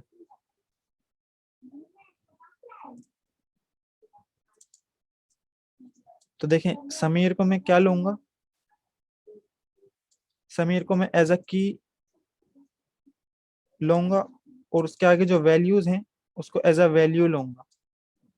ये आपको अगर अभी क्लियर नहीं हो रहा तो आप मुझे बताएं, मैं इसको फिर आगे हम देखेंगे इसको वैसे ना। देखिए मैंने एक सिस्टम में नाम डाला समीर और उसने मुझे ये 3 चीजें रिटर्न कर दी एज अ वैल्यू। हम सबसे पहले डिक्शनरी बना लेते हैं, उसके बाद देखते हैं। देखें ये एक डिक्शनरी है मेरे पास, मैंने एक डिक्शनरी एक वेरिएबल बनाया और कर्ली ब्रेसेस का इस्तेमाल किया। कर्ली ब्रेसेस के अंदर मैंने एक की दी, की के आगे वैल्यू है, दूसरी की दी, दूसरी की के आगे दूसरी वैल्यू है, तीसरी की दी, तीसरी की के आगे तीसरी वैल्यू है। अब हम इसको प्रैक्टिकली इम्प्लीमेंट करेंगे तो आपको जो है थोड़ा सा क्लियर हो जाएगा। देखें अब मुझे डिक्शनरी बनानी है, मैं बोलता हूँ भाई टैग देख और कर्ली ब्रेसेस का इस्तेमाल करूंगा। अगर अभी मैं इसके अंदर कोई वैल्यूज दे दूंगा तो ये सेट बन जाएगा मेरे पास, सही। ये मैंने एक वैल्यू दी और इस वैल्यू के आगे मैंने कॉलन का इस्तेमाल किया, कॉलन के आगे मैंने वैल्यू दे दी भाई एप्पल, सही। अब मैंने कॉमा दिया, कॉमा देने के बाद दूसरी वैल्यू दी, दूसरी वैल्यू के आगे मैंने क्या दे दिया, मैंने दे दिया भाई बनाना। दोबारा मैंने इसको कॉमा को इस्तेमाल किया, तीसरी वैल्यू दी, तीसरी वैल्यू के आगे मैंने क्या किया, एप्पल मैंगो दे दिया। उसको मैंने रन कर दिया। रन करने के बाद मैं टैग डिक्ट की जो है ना टाइप देखता हूँ कि मेरे पास डिक्शनरी आ गई। डिक्शनरी आने के बाद इसकी अगर हम टाइप देखें तो ये बता रहे हैं भाई ये डिक्शनरी है। डिक्शनरी, अब इसका फायदा क्या है हमारे पास, हमारे पास फायदा ये है कि अगर मैं अपनी डिक्शनरी का नाम दूं और नाम देने के बाद इसके अंदर मैं वैल्यू को जो है ना पास करूं। अब मुझे वन, मेरे पास की एक की है 1 और मुझे उसकी वैल्यू चाहिए। मैं डिक्शनरी में आऊंगा और एज अ इंडेक्स पास कर दूंगा और इंटर करूंगा तो मेरे पास एप्पल रिटर्न हो गया। आप देख रहे हैं अगर मैं इसको 2 पास करूं तो क्या होगा, मेरे पास बनाना रिटर्न हो जाएगा। मतलब ये मेरे पास की है और ये इसकी वैल्यू है। ये वैल्यूज एक से ज्यादा भी हो सकती हैं। मिसाल के तौर पे अगर मैं इसको लिस्ट बना दूं और मैं इसको बनाना दे दूं यहाँ पे ना और इसको क्लोज कर दूं, इसको रन करूं, इसको रन करूं, इसको रन करूं, इसको रन करूं, तो मेरे पास एक की पे 2 वैल्यूज रिटर्न हो गई। इसको स्लाइड्स में बाकी और डिटेल में समझते हैं। दोबारा डिक्शनरी पे आ गए हम कि भाई डेटा टाइप है की वी और वैल्यूज, की और वैल्यू पेयर में। की हमने समझा क्या होती है, वैल्यू हमने समझा क्या होती है। हम डिक्शनरी इस्तेमाल क्यों कर रहे हैं जबकि लिस्ट को भी हम इस्तेमाल कर सकते हैं, टपल को भी इस्तेमाल कर सकते हैं। ये उसका डिफरेंस है कि भाई डिक्शनरी जो है ना अनऑर्डर्ड होती हैं, लिस्ट हमारे पास ऑर्डर्ड होती हैं, मतलब असेंडिंग ऑर्डर में हमारे पास डेटा टाइप तमाम आ रही होती हैं, जबकि डिक्शनरी में अनऑर्डर्ड फॉर्म में आ रही होती हैं। लिस्ट में हम किसी चीज को अगर एक्सेस करना चाहें तो हम उसको इंडेक्स नंबर की मदद से एक्सेस करते हैं। इंडेक्स नंबर से एक्सेस करना कॉम्प्लिकेटेड है क्योंकि आपको नहीं पता कि कौन सी वैल्यू किस इंडेक्स नंबर पर रखी है। अगर आपकी लिस्ट में 500 वैल्यूज हैं तो फिर आप एक एक करके गिनेंगे या फिर उस वैल्यू को पास करेंगे तो उसका इंडेक्स नंबर आएगा। तो ये थोड़ा सा कॉम्प्लिकेटेड हो जाता है। जबकि डिक्शनरी में क्या होता है, सिर्फ डायरेक्ट आप वो की पास करें। मिसाल के तौर पे की जगह पे हमने CNIC नंबर रख दिया और CNIC नंबर के आगे वैल्यू की जगह पे हमने उस बंदे की तमाम डिटेल्स को रख दिया। हम उसको देखते हैं अभी। तो इस तरीके से इजीनेस आ जाती है। ये भी हमने देख लिया कि भाई की वैल्यू का पेयर होता है, कलेक्शन ऑफ एलिमेंट्स होते हैं। डिक्शनरी को आप इसलिए इस्तेमाल करते हैं कि भाई इसमें यूनिक वैल्यूज हों। लिस्ट को हम इसलिए इस्तेमाल करते हैं कि भाई वो ऑर्डर्ड फॉर्म में हो डेटा हमारे पास। डिक्शनरी में हमारे पास चीज़ें डुप्लीकेट नहीं होती, जबकि लिस्ट में हमारे पास डुप्लीकेट चीजें होती हैं। आगे बढ़ते हैं। डिक्शनरीज हमने ये देखा कि डिक्लेयर किस तरीके से होती हैं और उसको हम प्रिंट किस तरीके से करवा सकते हैं।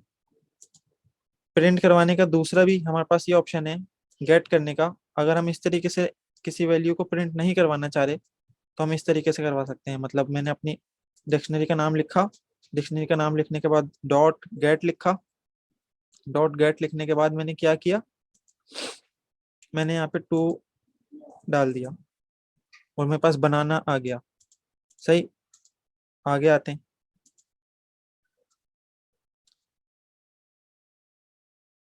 ये चीजें हमने देख ली हैं, हम इनको और डिटेल में देखते हैं। इसको मैंने कॉपी करता हूँ और इसको मैं यहाँ पे ले आता हूँ। सही, सिलेक्ट ऑल करके इसको कमेंट कर देता हूँ। डॉट गेट का फंक्शन देख लिया, डायरेक्ट किसी वैल्यू को एक्सेस करने का देख लिया। अब हम देखते हैं कीज से क्या होता है। अगर मैं किसी भी डिक्शनरी का नाम लिखूं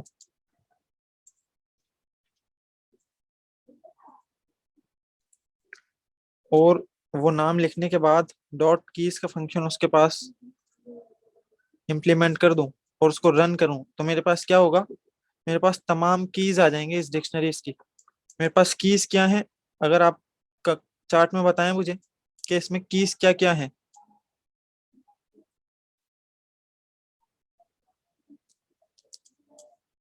इसमें हमारे पास कीज क्या है।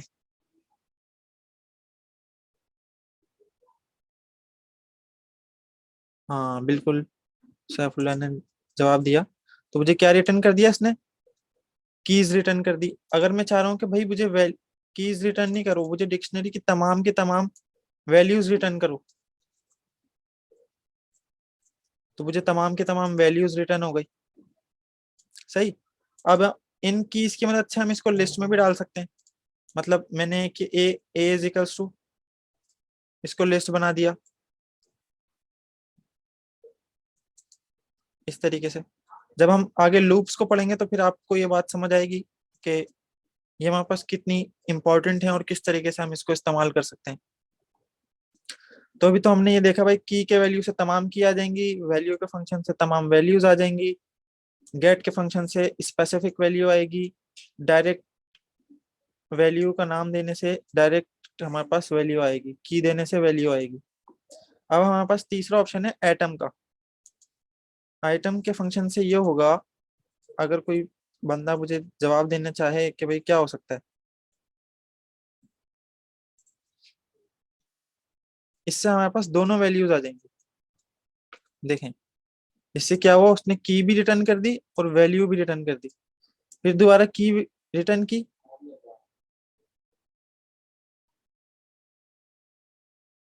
हाँ, दोनों एक साथ मालूम एटम की मदद से कर सकते हैं ना। ये देखें, मैंने डिक्शनरी का नाम दिया और एटम का फंक्शन दिया इसको, तो उसने मुझे क्या रिटर्न कर दिया, उसने मुझे की भी रिटर्न कर दी, वैल्यू भी रिटर्न कर दी, की भी रिटर्न कर दी, वैल्यू भी रिटर्न कर दी, इस तरीके से। आगे बढ़ते हैं। ये तमाम फंक्शन हमने इस्तेमाल कर लिए हैं और अब हम ये देखते हैं कि भाई कोई फंक्शन, अच्छा ये भी आपको भी समझ नहीं आएगा, मैं कोशिश करता हूँ, क्योंकि अभी हमने लूप्स नहीं पढ़े ना। जब तक हम लूप्स नहीं पढ़ेंगे तो चीजें हमारे पास थोड़ी सी कॉम्प्लेक्स होती रहेंगी। अगर हम अभी लूप्स पढ़ लेंगे ना, फिर आपको ये चीजें चीजें भी कॉम्प्लेक्स लगेंगी। मैं समझाने की कोशिश करता हूँ। ये देखें भाई, ये हमारे पास एक डिक्शनरी है। सही, ये हमारे पास की है, ये हमारे पास वैल्यू है। हमने ये चेक करना है क्या इस डिक्शनरी में मॉडल मौजूद है। किस डिक्शनरी में, इस डिक्शनरी में क्या मॉडल मौजूद है। हमने एक फंक्शन लिखा इफ, मॉडल का नाम दिया, किस में मौजूद है, इन टेक्स्ट डिक्शनरी में। तो क्या प्रिंट कर दो, प्रिंट कर दो कि हाँ भाई मॉडल मौजूद है। सही, अगर मैं यही चीज इस तरीके से चलाऊं कि भाई क्या इसके अंदर समीर मौजूद है, समीर नाम की कोई की वजूद में है या फिर नहीं है, तो ये मुझे क्या करेगा, कुछ भी प्रिंट नहीं करेगा। तो इस तरीके से कोई भी चीज हम डिक्शनरी के अंदर चेक कर सकते हैं क्या उसकी एग्जिस्टेंस है या फिर नहीं। ये हमारे पास किस तरीके से इस्तेमाल हो सकता है, इसको हम देखते हैं आगे। रियल वर्ल्ड हम एग्जांपल डालते हैं सेट और डिक्शनरी पे। हम छोटी छोटी चीजें इसकी सीख लें पहले। डिक्शनरी में कोई न्यू चीज जो है ना, नहीं इसमें एरर नहीं आएगा। इस फॉर्म में हमारे पास एरर इसलिए नहीं आएगा क्योंकि हमारे पास ये कंडीशन मीट नहीं हो रही। अगर तो ये कंडीशन मीट होती तो हमारे पास ये जो है ना चीज चल जाती।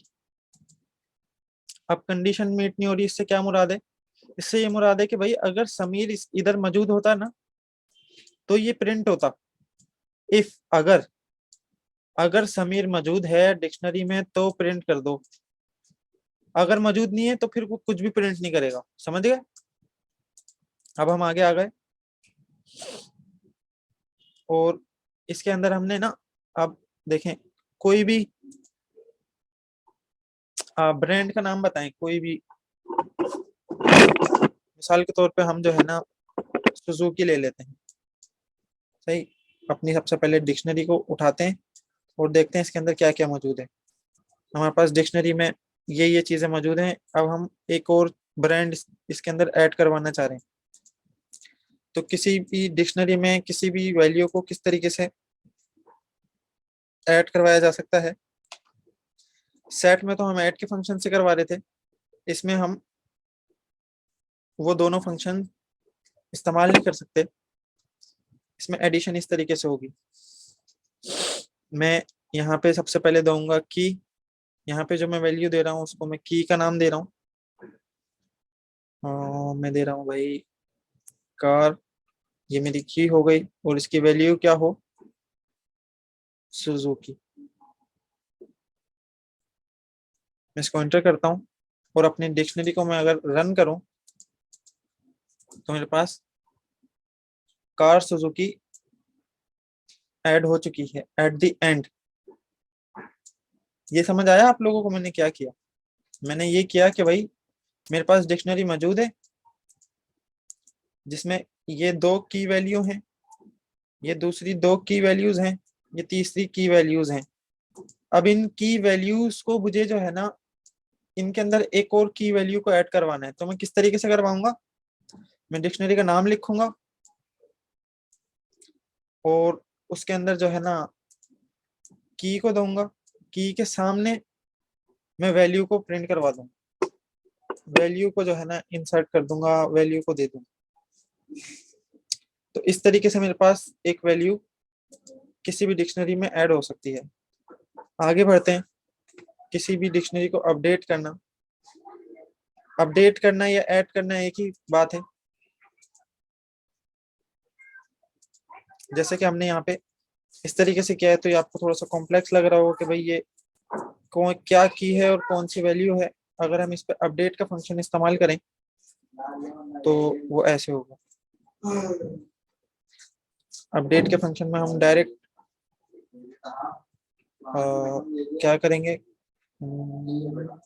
car2 देंगे, कॉलन देंगे और car2 हम दे देंगे होंडा। अब यहाँ पे समझें, मैं अपडेट का फंक्शन इस्तेमाल कर रहा हूँ और टैग डिक्शनरी में एक एडिशन करवाना चाह रहा हूँ, एक उसके अंदर अपेंड करवाना चाह रहा हूँ कोई चीज ना। तो इसको अपेंड देखें, अपडेट के फंक्शन से भी हमने अपडेट कर दिया, एज अ डिक्शनरी उसको दिया और उसने वो चीज हमारे पास एट द एंड डिक्शनरी में अपेंड करवा दी। आगे बढ़ते हैं।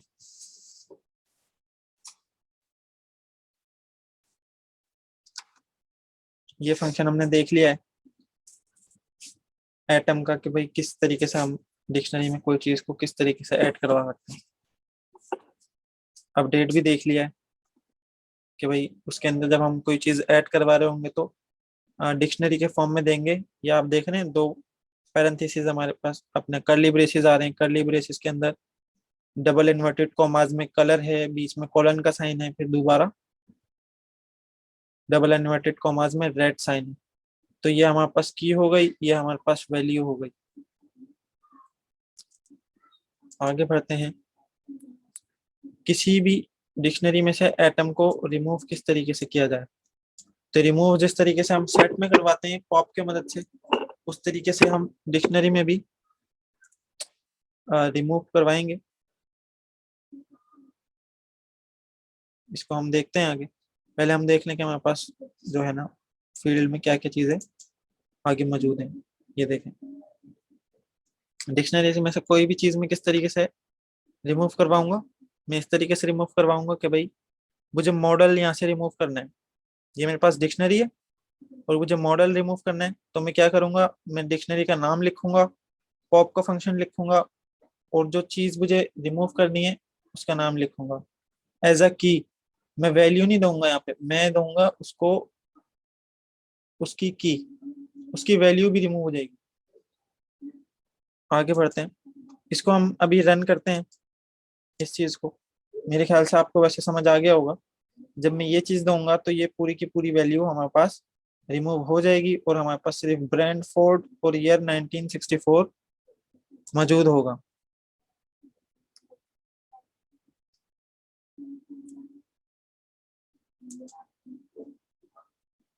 दूसरा हमारे पास फंक्शन होता है पॉप एटम का। पॉप एटम के फंक्शन से क्या होता है कि भाई लास्ट वाली वैल्यू ये ऑटोमेटिकली रिमूव कर देता है। इसका इतना हमारे पास रियल वर्ल्ड में यूज केस नहीं है, लेकिन आपको बताने के लिए कि भाई इस टाइप का भी फंक्शन हमारे पास मौजूद है, तो ये मैं इसलिए बता रहा हूँ आपको। पॉप से क्या होगा, पॉप से आप स्पेसिफिक वैल्यू डिलीट करवा सकते हैं। ये देखें, पॉप, उसके बाद आपने कोई भी वैल्यू का नाम दिया, वो डिलीट हो जाएगी। लेकिन आप चाह रहे हैं कि भाई आखिरी की वैल्यू जो है मेरे पास जो डिक्शनरी में मौजूद है वो डिलीट हो जाए, तो फिर आप पॉप एटम का फंक्शन इस्तेमाल करेंगे। इसको इस तरीके से ले लें जैसा मैंने अभी आपको मिसाल दी थी ना कि भाई राशन दे रहे हैं हम 10 बंदों को और उसमें 10 बंदों का नाम है, तो हम पॉप एटम का फंक्शन लगा देंगे और पॉप एटम का फंक्शन जब भी चलेगा तो एक बंदा रिमूव हो जाएगा। मतलब हमारे पास लिस्ट होगी और हम एक पॉप एटम का फंक्शन दबाएंगे, जिसको राशन मिल जाएगा उसका नाम लिस्ट में से रिमूव हो जाएगा। आगे आते हैं। ये हमने देख लिया है, ये भी देख लिया है, ये भी देख लिया है। अच्छा, उल्टा चल रहा है। अच्छा भाई लो, अब डिक्शनरीज को हम किस तरीके से प्रिंट करवा सकते हैं? जिस तरीके से हम सेट को प्रिंट करवाते हैं उस तरीके से हम डिक्शनरीज को भी प्रिंट करवा सकते हैं। सबसे पहले तो हम पॉप का फंक्शन देख लें, वरना आप लोगों को जो है ना थोड़ा सा मसला ना हो। मैंने ये लिखा, पॉप का नाम लिखा। अब वो आप लोग बताएं उसमें से मैं क्या चीज रिमूव करवाऊं जल्दी से। ये मेरे पास डिक्शनरी है, इसमें से कोई चीज रिमूव करवानी है, बताएं, मैं वही चीज रिमूव करवा। ईयर रिमूव करवा लो भाई, ईयर रिमूव करवाते हैं। मैंने यहाँ से ईयर उठाया और इसको यहाँ पे दे दिया। मैं जैसे ही इंटर करूंगा तो मेरे पास ईयर 1964 ये मुझे बता रहा है। इसने रिटर्न कर दिया और रिमूव भी कर दिया। अब आप देखें, मैं दोबारा डिक्शनरी को प्रिंट करवा रहा हूँ तो मेरे पास डिक्शनरी में ईयर मौजूद नहीं है। देख रहे हैं आप कि यहाँ पे मेरे पास ईयर मौजूद नहीं है। अच्छा, यहाँ पे ये इस टाइप का क्यों आ रहा है हॉरिजॉन्टल, और यहाँ पे इस टाइप का क्यों आ रहा है? इसलिए कि अगर हमारे पास वैल्यूज कम होंगी तो वो हमें इस टाइप में दिखाएगा, और अगर 3 से ज्यादा वैल्यूज हमारे पास होंगी तो हमें वो 4 से ज्यादा वैल्यूज होंगी तो हमें वो फिर हॉरिजॉन्टल वे में शो करवाएगा। अगर हम पॉप एटम का फंक्शन इस्तेमाल करें तो उससे क्या होता है,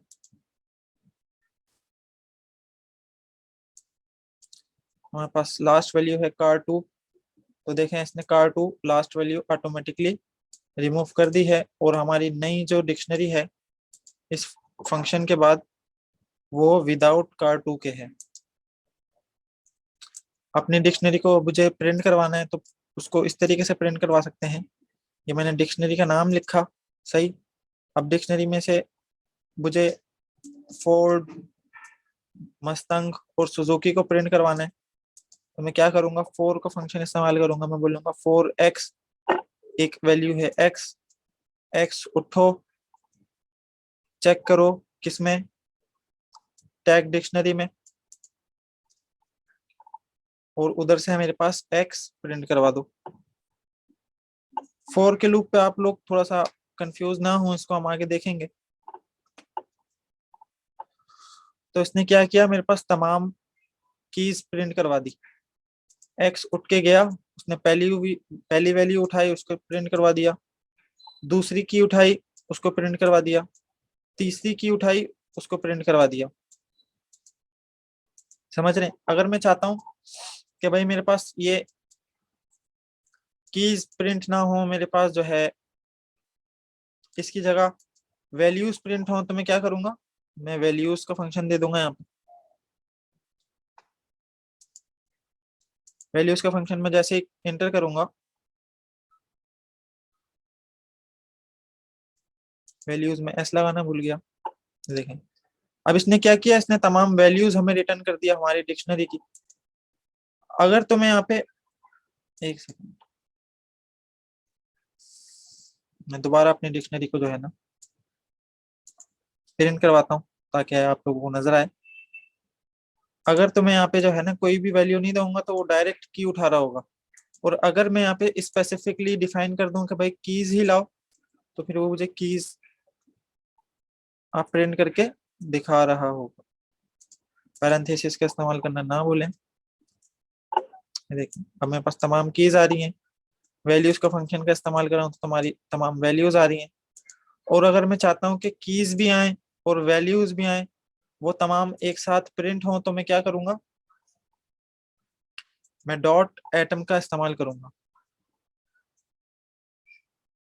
और अब यहाँ पे एक चीज उठा रहा था, मतलब एक की उठा रहा था, यहाँ पे मेरे पास एक वैल्यू उठा रहा था। अब हमारे पास एटम्स में क्या आ गया, दो चीजें आ गई, तो फिर हमें यहाँ पे भी दो वेरिएबल डिक्लेयर करने पड़ेंगे, एक्स वाई। ये वेरिएबल कोई भी किसी भी नाम के हम डिफाइन कर सकते हैं, और प्रिंट करते वक्त मैं दो वेरिएबल्स दूंगा, तो मेरे पास की और उसकी वैल्यू प्रिंट हो जाएगी। अभी तक कोई भी डिफिकल्टी अगर आपको है तो आप बताएं।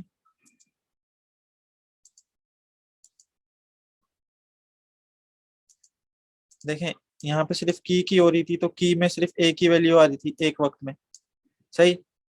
वो जा रहा था, ब्रांड उठा रहा था, ब्रांड उठा रहा था और उसको प्रिंट करवा रहा था, तो उसके अंदर एक वैल्यू आ गई। फिर दोबारा गया वो, उसने मॉडल उठाया, फिर उसने मॉडल प्रिंट करवा दिया।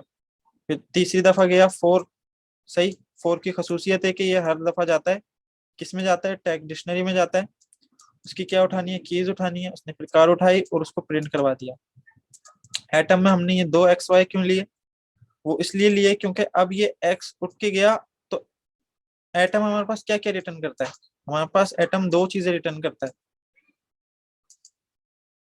एटम हमारे पास दो चीजें रिटर्न करता है, एक की रिटर्न करता है और दूसरा वैल्यू रिटर्न करता है। तो ये पहला वाला एक्स जो है ना हमारे पास की को एक्सेप्ट करेगा, दूसरा वाला वाई हमारे पास वैल्यू को रिटर्न करेगा। अब क्योंकि हमारे पास की और वैल्यू आ गई हैं, एक सेकेंड सेटिंग में चेंज करना, कैमरा अपना आप बंद कर लें, आपका कैमरा खुला हुआ है मेरे ख्याल से। मैं सही, तो उम्मीद करता हूँ ये आपको समझ आ गया होगा कि मैं क्या बात करना चाह रहा हूँ। आगे बढ़ते हैं। अच्छा, एक क्वेश्चन बनता है इधर, ये कोई पूछ नहीं रहा, मैं कब से इंतजार कर रहा था कि कोई शायद पूछेगा कि अगर की ऑलरेडी वैल्यू मौजूद है और मैं चाहता हूँ उसको अपडेट करना, तो मैं कर सकता हूँ? कोई जवाब देगा इस बारे में? हाँ भाई, मोहम्मद समीर क्या बोल रहे हैं भाई?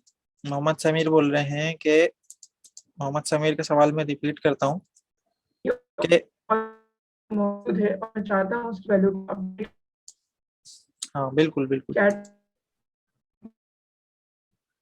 सही।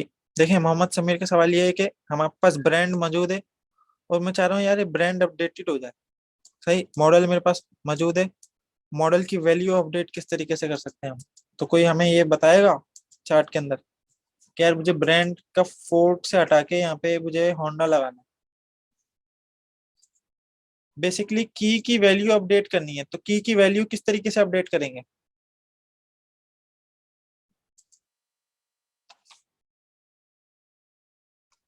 कोई बताए। हम क्या करेंगे, हम की देंगे।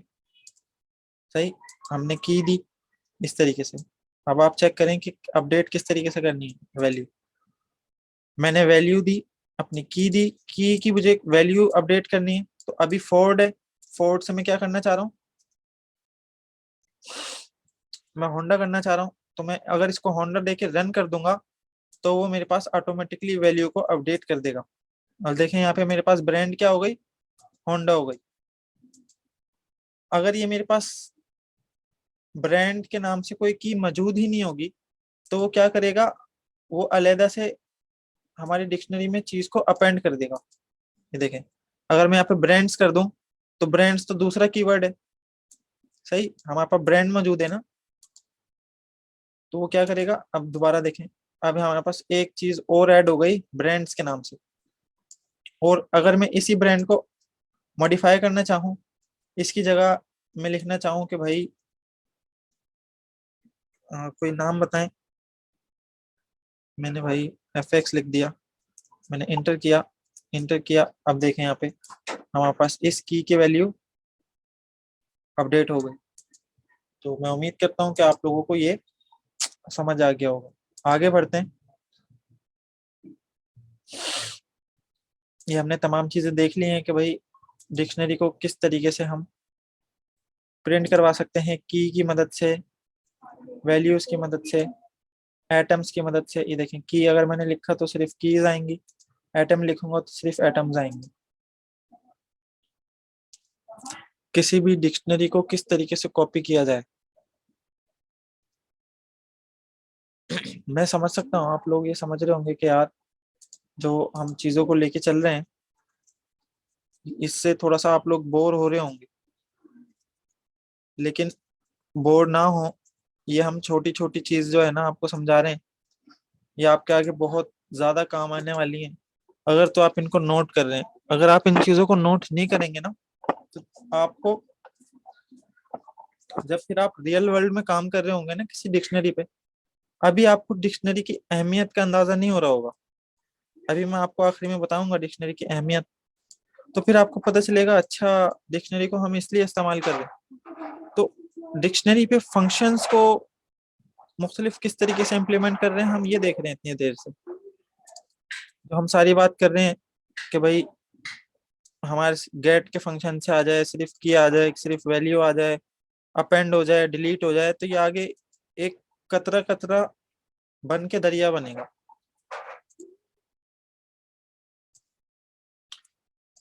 अब अब हमारे पास कॉपी का फंक्शन आता है कि भाई किसी भी डिक्शनरी को कॉपी किस तरीके से कर सकते हैं, कॉपी के फंक्शन से कॉपी कर सकते हैं। सिंपल चीज है, इसको जल्दी से हम करते हैं। ये तो हमने कॉपी पेस्ट किया कोड, हमारे पास एक डिक्शनरी मौजूद है। सही, और इस डिक्शनरी को हमने एक न्यू डिक्शनरी में डालना है, न्यू डिक्शनरी में डालना है। उसमें हम वैल्यूज किस तरीके से डाल सकते हैं, वो कॉपी के फंक्शन से डाल सकते हैं। अगर मैं इसको रन करूं तो एरर बता रहा है ये। हम एरर कोई बताएगा मेरे पास क्या एरर आ रहा है, और मुझे कोई एरर बता दे, एरर क्या है ये?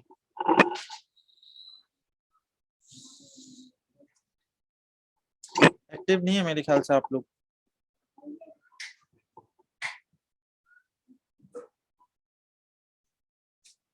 एरर बताएं यार, अगर आप प्रैक्टिस कर रहे हैं तो आपको पता होगा ये एरर क्या है मोहम्मद समीर? बच्चों वाला एरर है। जी सही बात है, बहुत इजी है, लगे तो बहुत इजी। सेंटेंस एरर तो है सर्कुलर, लेकिन सेंटेंस एरर होता क्या है, इसलिए आपको बताया गया था, ये सब चीजें बताई गई हैं हमने। तो इसमें एरर क्या है सर? ऊपर अच्छा कॉमास नहीं लगाया, ऊपर कॉमास नहीं लगाया, कौन सा? अच्छा इसको जी जी। सॉल्व किस तरीके से करेंगे भाई? ये मेरे पास प्रोग्राम है, ये आपको किसी ने प्रोग्राम दे दिया, सही, और वो इस कोड को सॉल्व करने में, इसका एरर खत्म करने में आपको जो है ना 5,000 रुपये देगा। तो आप समझ लें इसको आपने सॉल्व करना है। अभी तक आपने जितना पढ़ा, आपको हमने ये सिखाया है कि भाई ये एरर किस तरीके से खत्म करना है, जो हमें ये भी यहाँ पे एरर दे रहा है। थोड़ा सा दिमाग लड़ाइए, समझ लें ऐसा सवाल है जो कि करना नहीं चाहिए, लेकिन मैंने कर लिया। मतलब बड़ी ही आसान सवाल है, इसका कोई तुक नहीं बनता।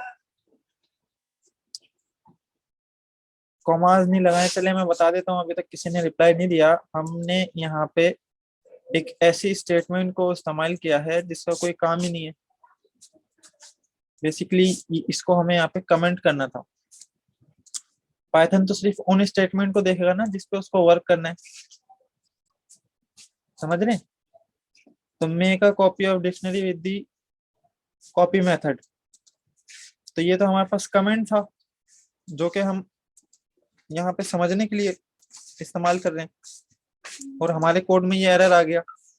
अब इस एरर को किस तरीके से निकालना है? सिर्फ सिंपल जो है ना, ये छोटा सा इसका जवाब था। अब अगर मैं इसको रन करूं तो आप देखें न्यू डिक्शनरी हमारे पास ये प्रिंट हो गई, और अगर मैं अपनी दिस डिक्शनरी को देखूं तो मेरे पास ये डिक्शनरी आ गई। दोनों डिक्शनरी सेम है, ये डिक्शनरी हमारे पास न्यू डिक्शनरी से आई है और ये डिक्शनरी हमारे पास दिस डिक्शनरी से आई है। ये फंक्शन हमने देख लिया है। कॉपी करने का दूसरा मेथड हमारे पास ये हो सकता है कि अभी ये वाली डिक्शनरी को मैं किसी तीसरी डिक्शनरी में जो है ना कन्वर्ट करना चाह रहा हूँ। मैं डिक्शनरी का नाम दूंगा, डिक्शनरी का फंक्शन इस्तेमाल करूंगा, सही, और फिर जो मैं न्यू डिक्शनरी उसको देना चाह रहा हूँ उसका नाम दूंगा। मैं दे रहा हूँ भाई dict3, इंटर करूंगा तो ये बोल रहा है dict3 हमारे पास डिफाइन नहीं है, तो हमें सबसे पहले dict3 बताना होगा कि भाई dict3 है क्या। dict3 हमारे पास डिक्शनरी है, एक खाली डिक्शनरी। उस खाली डिक्शनरी के अंदर हम क्या चाह रहे हैं? बेसिकली गलती हो रही है यहाँ पे, गलती अगर मैं आपसे सवाल करूंगा तो आप उसका जवाब नहीं दे पाएंगे। हमें ये करना है कि हमें अगर कॉपी करना है तो हम इस तरीके से करेंगे। हम एक न्यू डिक्शनरी बनाएंगे, हम चाह रहे हैं कि इस डिक्शनरी के अंदर ये वाली डिक्शनरी के एलिमेंट्स आ जाएं। तो एक तो हमारे पास मेथड है कॉपी का, दूसरा हमारे पास ये मेथड है कि हम डिक्शनरी का फंक्शन इस्तेमाल करें और उसके अंदर जो डिक्शनरी हम कॉपी करना चाह रहे हैं उसको पास कर दें। तो मैंने दिस डिक्शनरी को इसके अंदर पास किया। जैसे ही मैंने पास किया तो मेरे पास जो न्यू डिक्शनरी क्रिएट हुई है उसके अंदर तमाम वैल्यूज इस वाली डिक्शनरी की कॉपी हो चुकी हैं। अब आ गया है काम की चीज, पाइथन नेस्टेड डिक्शनरी, जिससे आपको डिक्शनरी की अहमियत का थोड़ा सा अंदाजा होगा। नेस्टेड डिक्शनरी को सबसे पहले हम स्लाइड्स में देख लेते हैं। स्लाइड्स में देखने के बाद हम इसको आगे देखेंगे अपने रियल वर्ल्ड में एग्जाम्पल के साथ। मोहम्मद समीर, आप अटेंडेंस ले लीजिएगा बीच में किसी भी वक्त, ताकि हमारे पास अटेंडेंस का भी रिकॉर्ड रहे। जी जी मैं ले लूंगा। अच्छा भाई, नेस्टेड डिक्शनरी क्या होती है? नेस्टेड डिक्शनरी हमारे पास डिक्शनरी के अंदर एक और डिक्शनरी, ये बात आपको क्लियर नहीं हुई होगी तो हम उसको अपनी नेक्स्ट स्लाइड से देखते हैं। डिक्शनरी के अंदर डिक्शनरी से क्या मुराद है? अब यहाँ पे देखें आप, मेरे पास एक डिक्शनरी है चाइल्ड वर्ल्ड के नाम से ना, चाइल्ड 1 के नाम से एक डिक्शनरी है जिसके अंदर हमारे पास नेम है, की, और उसकी वैल्यू है ईमेल। दूसरी की है ईयर, उसकी वैल्यू है 2004। बेसिकली ये एक चाइल्ड है, उसकी डिटेल है एज अ वैल्यू। फिर ये दूसरी डिक्शनरी है, इस दूसरी डिक्शनरी के अंदर दूसरे चाइल्ड की डिटेल है। ये तीसरा चाइल्ड है, तीसरे चाइल्ड के पास अपनी एक डिक्शनरी है जिसमें उसकी डिटेल्स मौजूद है। अब डिक्शनरी ना डिक्शनरी हम किस तरीके से इस्तेमाल कर सकते हैं और उसका रियल वर्ल्ड में क्या फायदा है। सबसे पहले तो एग्जांपल देखें। अब देखें चाइल्ड 1 है, मिसाल के तौर पे ये नादरा का डेटाबेस सिस्टम है। मिसाल के तौर पे ये नादरा का डेटाबेस सिस्टम है, सही। अब ये चाइल्ड 1 है और चाइल्ड 1 के आगे हमने क्या दिया हुआ है, डिक्शनरी दी हुई है। ये एक खुद माई फैमिली एक खुद डिक्शनरी है। इसके अंदर हमने एक और डिक्शनरी दी हुई है जिसका नाम क्या है, चाइल्ड 1 है। और चाइल्ड 1 हमारे पास ऊपर डिफाइंड है, सही। चाइल्ड 1 के अंदर नाम है और ईयर है। तो जब नादरा के डेटाबेस सिस्टम में आप जाएंगे और आप बोलेंगे कि यार मेरे बच्चे का जो है ना आप मुझे रिकॉर्ड दे दें, तो वो आपके क्या करेगा, आपके बच्चे का नाम एंटर करेगा, यूनिक जो भी आपका CNIC नंबर होगा, बेफॉर्म नंबर होगा। वो बेफॉर्म नंबर इंटर होगा। वो जैसे ही बेफॉर्म नंबर इंटर होगा, वो कैसे इंटर होगा, वो एज अ की इंटर होगा। वो आएगा माई फैमिली की डिक्शनरी में, माई फैमिली की डिक्शनरी में आके ढूंढेगा। आपके अगर बच्चे की यहाँ पे मैच हो गई तो वो उसकी वैल्यू के ऊपर जाएगा, उसकी वैल्यू को देखेगा। अब हमारे पास चाइल्ड 1 वैल्यू है, सही। अब वैल्यू कैसी है, डिक्शनरी टाइप की। अब वो डिक्शनरी टाइप की इस वैल्यू के अंदर जाएगा, सही। अब वो चाइल्ड 1 के अंदर आ गया। अब चाइल्ड 1 खुद एक डिक्शनरी है तो वो हमारे पास नेम और ईयर प्रिंट कर देगा। अगर इसमें थोड़ी सी भी कॉम्प्लेक्सिटीज हैं तो आप मुझे बताएं। ये आप लोगों का असाइनमेंट है। अभी हम डिक्शनरीज को जो है ना थोड़ा सा देख लें, फिर आप लोगों ने ये जमा करवाना है। अब हम डिक्शनरीज को देख रहे हैं, नेस्टेड डिक्शनरीज को, जिससे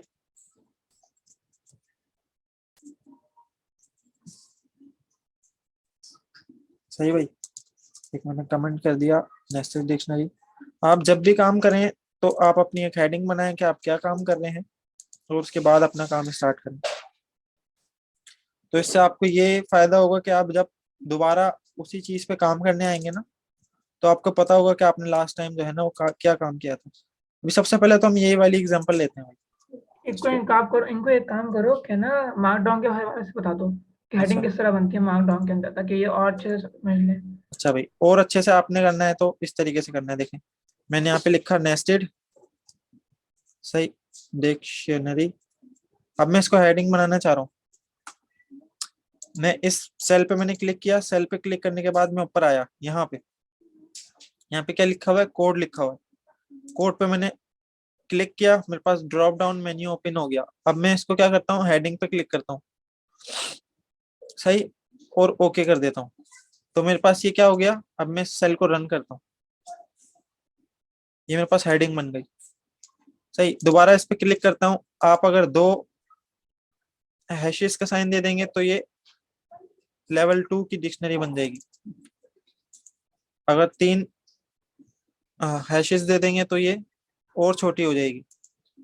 बेसिकली इसमें H1 H2 और H2 का कॉन्सेप्ट इस्तेमाल हो रहा है। अगर आपको समझ नहीं आ रहा तो मसला नहीं है। Heading 1, heading 2, heading 3। हेडिंग 1 की फॉन्ट सबसे ज्यादा होगी, हेडिंग 2 की H1 से कम होगी और हेडिंग 3 की H2 से कम होगी। अगर आपने HTML CSS को सीखा हुआ है तो आपको समझ आ रहा होगा कि मैं क्या बात कर रहा हूँ। आप इसको ना छेड़ें, सिर्फ आप अगर हेडिंग बना रहे हैं तो आप इस तरीके से बनाएं। ये देखें, अब मैं काम कर रहा हूँ लूप्स पे। मिसाल के तौर पे मैंने लूप लिखा, मैं इधर आया, मैंने इधर क्लिक किया, मैंने हेडिंग पे क्लिक किया, मैंने ओके किया और मैंने ये वाले सेल को रन कर दिया। यहाँ से मैंने क्या किया, रन, मेरे पास रन हो गया। यहाँ पे मैंने सारा लूप का काम किया, फिर मैं दोबारा आया। अब मैं यहाँ से क्या कर रहा हूँ, मैं डिक्शनरीज पे काम कर रहा हूँ। तो मैं इसको फिर एक डिक्शनरी की हेडिंग बना दूंगा। तो इस तरीके से आपका काम एक डॉक्यूमेंटेड फॉर्म में एक अच्छे तरीके से होगा। आपको पता होगा कि आपने फाइल में कहाँ पे क्या काम किया है। अच्छा भाई, अब हम डिक्शनरी पे आ जाते हैं अपनी दोबारा। ये वाली डिक्शनरी इसको हम डिलीट करते हैं।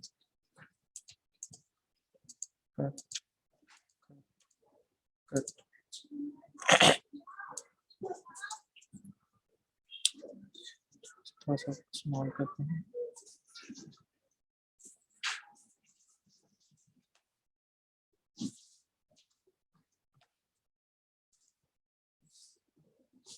देखें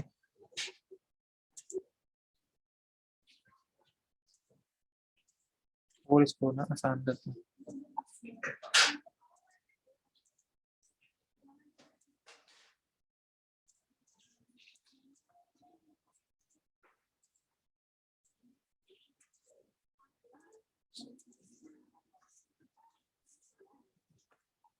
अब समझने की कोशिश करें।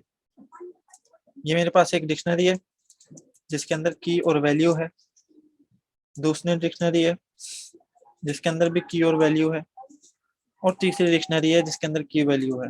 सही, ये मेरे पास डेटाबेस है चिल्ड्रन का। अब मेरे पास एक तीसरी डिक्शनरी है जो कि मेन डिक्शनरी है।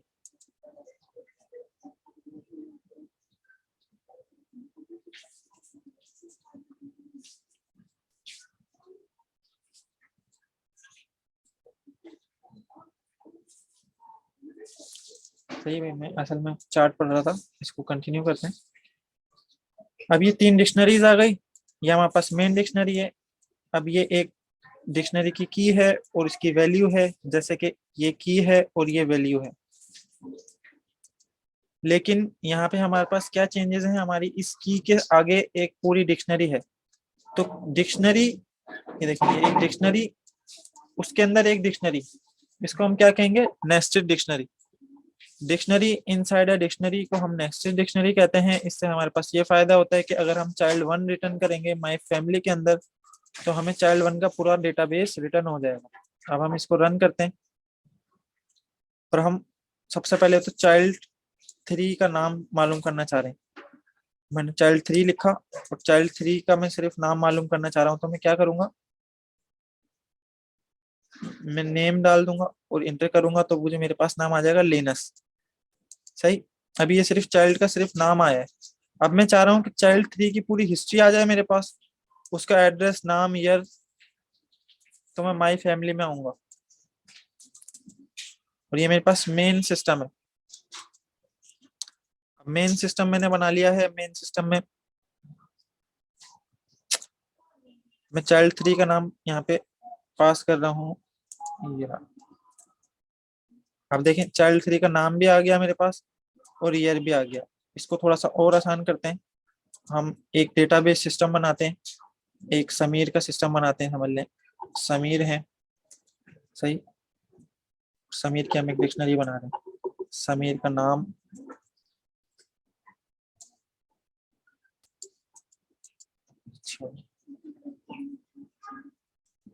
समीर का नाम है, क्या है भाई,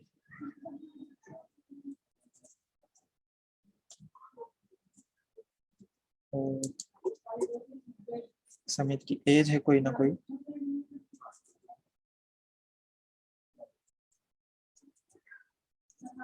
सही, 20, 21 जो भी है, माइंड नहीं करिएगा आगे। अब समीर की एज आ गई, नाम आ गया, एड्रेस है समीर का कोई,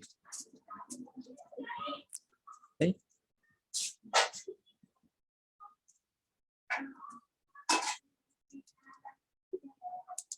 और नंबर है समीर का।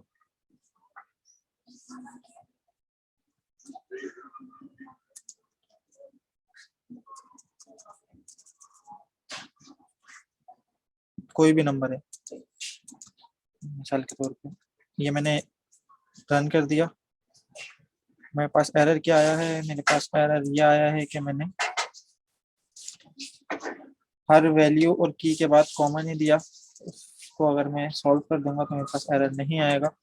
अब ये समीर का था, अब हम अपने पार्टिसिपेंट में से बना लेते हैं, सैफुल्ला का बना लेते हैं मिसाल के तौर पे। ये हमारे पास सैफुल्ला है,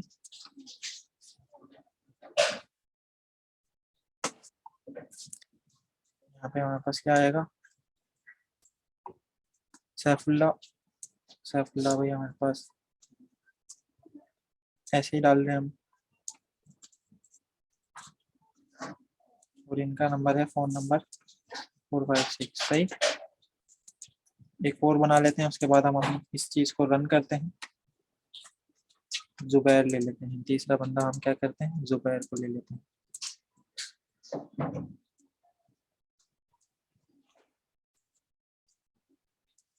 जुबैर भाई हमारा 15 साल के हैं। मैं मिसाल ले रहा हूँ, आप थोड़ा सा हर्ट नहीं होइएगा। और ये हमारे पास भाई नाज़िमाबाद में रहते हैं, इनका नंबर है 789। सही, ये 3 डिक्शनरीज आ गई मेरे पास। अब मैंने मेन डिक्शनरी बनानी है, मेन डिक्शनरी। और इस मेन डिक्शनरी में क्या करना है, मुझे नेस्टेड डिक्शनरी की क्वालिटी को इम्प्लीमेंट करना है। नेस्टेड डिक्शनरी क्या होती है, डिक्शनरी इनसाइड ए डिक्शनरी। तो मैं सबसे पहले तो मेरे पास डिक्शनरी में एक चीज तो मेरे पास यूनिक होती है, वो होती है की। सही, अब की मिसाल के तौर पे समीर है, समीर का CNIC नंबर क्या है भाई, समीर का CNIC नंबर है 42401। सही, ये समीर का CNIC नंबर है। समीर के CNIC नंबर पे समीर की वैल्यू है, ये मैंने समीर की वैल्यू डाल दी, इंटर किया मैंने। अब सैफुल्ला है हमारे पास, सैफुल्ला का ये CNIC नंबर है भाई। सैफुल्लाह ने 2 दफा बना दी डिक्शनरी, तो जुबैर रख दो उसका नाम, थर्ड डिक्शनरी का नाम। सही सही सही, थैंक यू थैंक यू। ठीक है, और रन भी करती है दोनों डिक्शनरी को, हमने रन नहीं करी अभी तक। जी जी। अच्छा भाई, जुबैर भी आ गया, जुबैर का भाई। अच्छा, ये सैफुल्ला का थोड़ी सी भी गलती होगी इसमें तो मसला होगा हमारे पास, तो उसको पेश कर दिया हमने, समीर का नाम सही लिखा है। और भाई ये जुबैर का हमारे पास CNIC नंबर है, और जुबैर की हमने डिटेल दी थी। ये भाई मैंने इसको रन कर दिया। एरर हमारे पास क्या आ रहा है, सैफुल्ला का एरर आ रहा है। एरर हमें बता रहा है नेम सैफुल्ला के नाम। मैच नहीं लगाया आपने सैफुल्लाह के, आखिरी मैच लगा दें। सही सही सही, तो आप देख रहे हैं यहाँ पे ये बता रहे हैं सैफुल्ला का नाम कोई है ही नहीं, सैफुल्ला के नाम से। फिर आपने देखना है कि एरर क्या है। अब एरर ये है कि यहाँ पे H नहीं है, तो मैंने रन किया, मेरा कोड रन हो गया। अब भाई ये मेरा डेटाबेस बन गया है, नादरा का सिस्टम बन गया है। अब मुझे सैफुल्ला का CNIC नंबर पता है। मिसाल के तौर पे मेन डिक्शनरी में लिखता हूँ, मैंने सही लिखा है, उम्मीद करता हूँ, अगर कोई एरर है तो इसमें बताएं। और सैफुल्ला का CNIC नंबर एंटर कर देता हूँ, तो मेरे पास क्या होगा, सैफुल्ला का पूरी हिस्ट्री आ जाएगी मेरे पास। अभी तो सिर्फ मैंने एक डिक्शनरी दी है ना, मैं इसको और डिक्शनरीज भी दे सकता हूँ यहाँ पे। वो डिक्शनरीज कैसे दे सकता हूँ, लिस्ट की फॉर्म में, जैसे कि हमने आगे देखा था पीछे। अब भाई मेरे पास जुबैर आते हैं, जुबैर बोलते हैं कि भाई मुझे अपनी डिटेल्स चेक करवानी है आपके सिस्टम में। तो मैं क्या करूंगा, मैंने एक सिस्टम बनाया होगा वेबसाइट बेस्ड। अब उस वेबसाइट बेस्ड में मैंने एक फंक्शन लगाया होगा, मतलब एक ऑप्शन आ रहा होगा कि भाई अपना नाम इंटर करो, तो उसके पीछे ये कोडिंग इस्तेमाल हो रही होगी। आप समझ रहे हैं, वहां पे आप जैसे ही अपना नंबर एंटर करेंगे, जुबैर का CNIC नंबर एंटर होगा, फिर वो फंक्शन कॉल होगा, तो जुबैर की तमाम डिटेल्स आ जाएंगी। तो डिक्शनरी का हमारे पास ये फायदा है। और इसकी प्रॉपर्टी क्या है कि इसकी तमाम कीज यूनिक होती हैं, तो इसमें डेटा की रिडंडेंसी नहीं हो सकती, मतलब डेटा डुप्लीकेट नहीं आ सकता हमारे पास।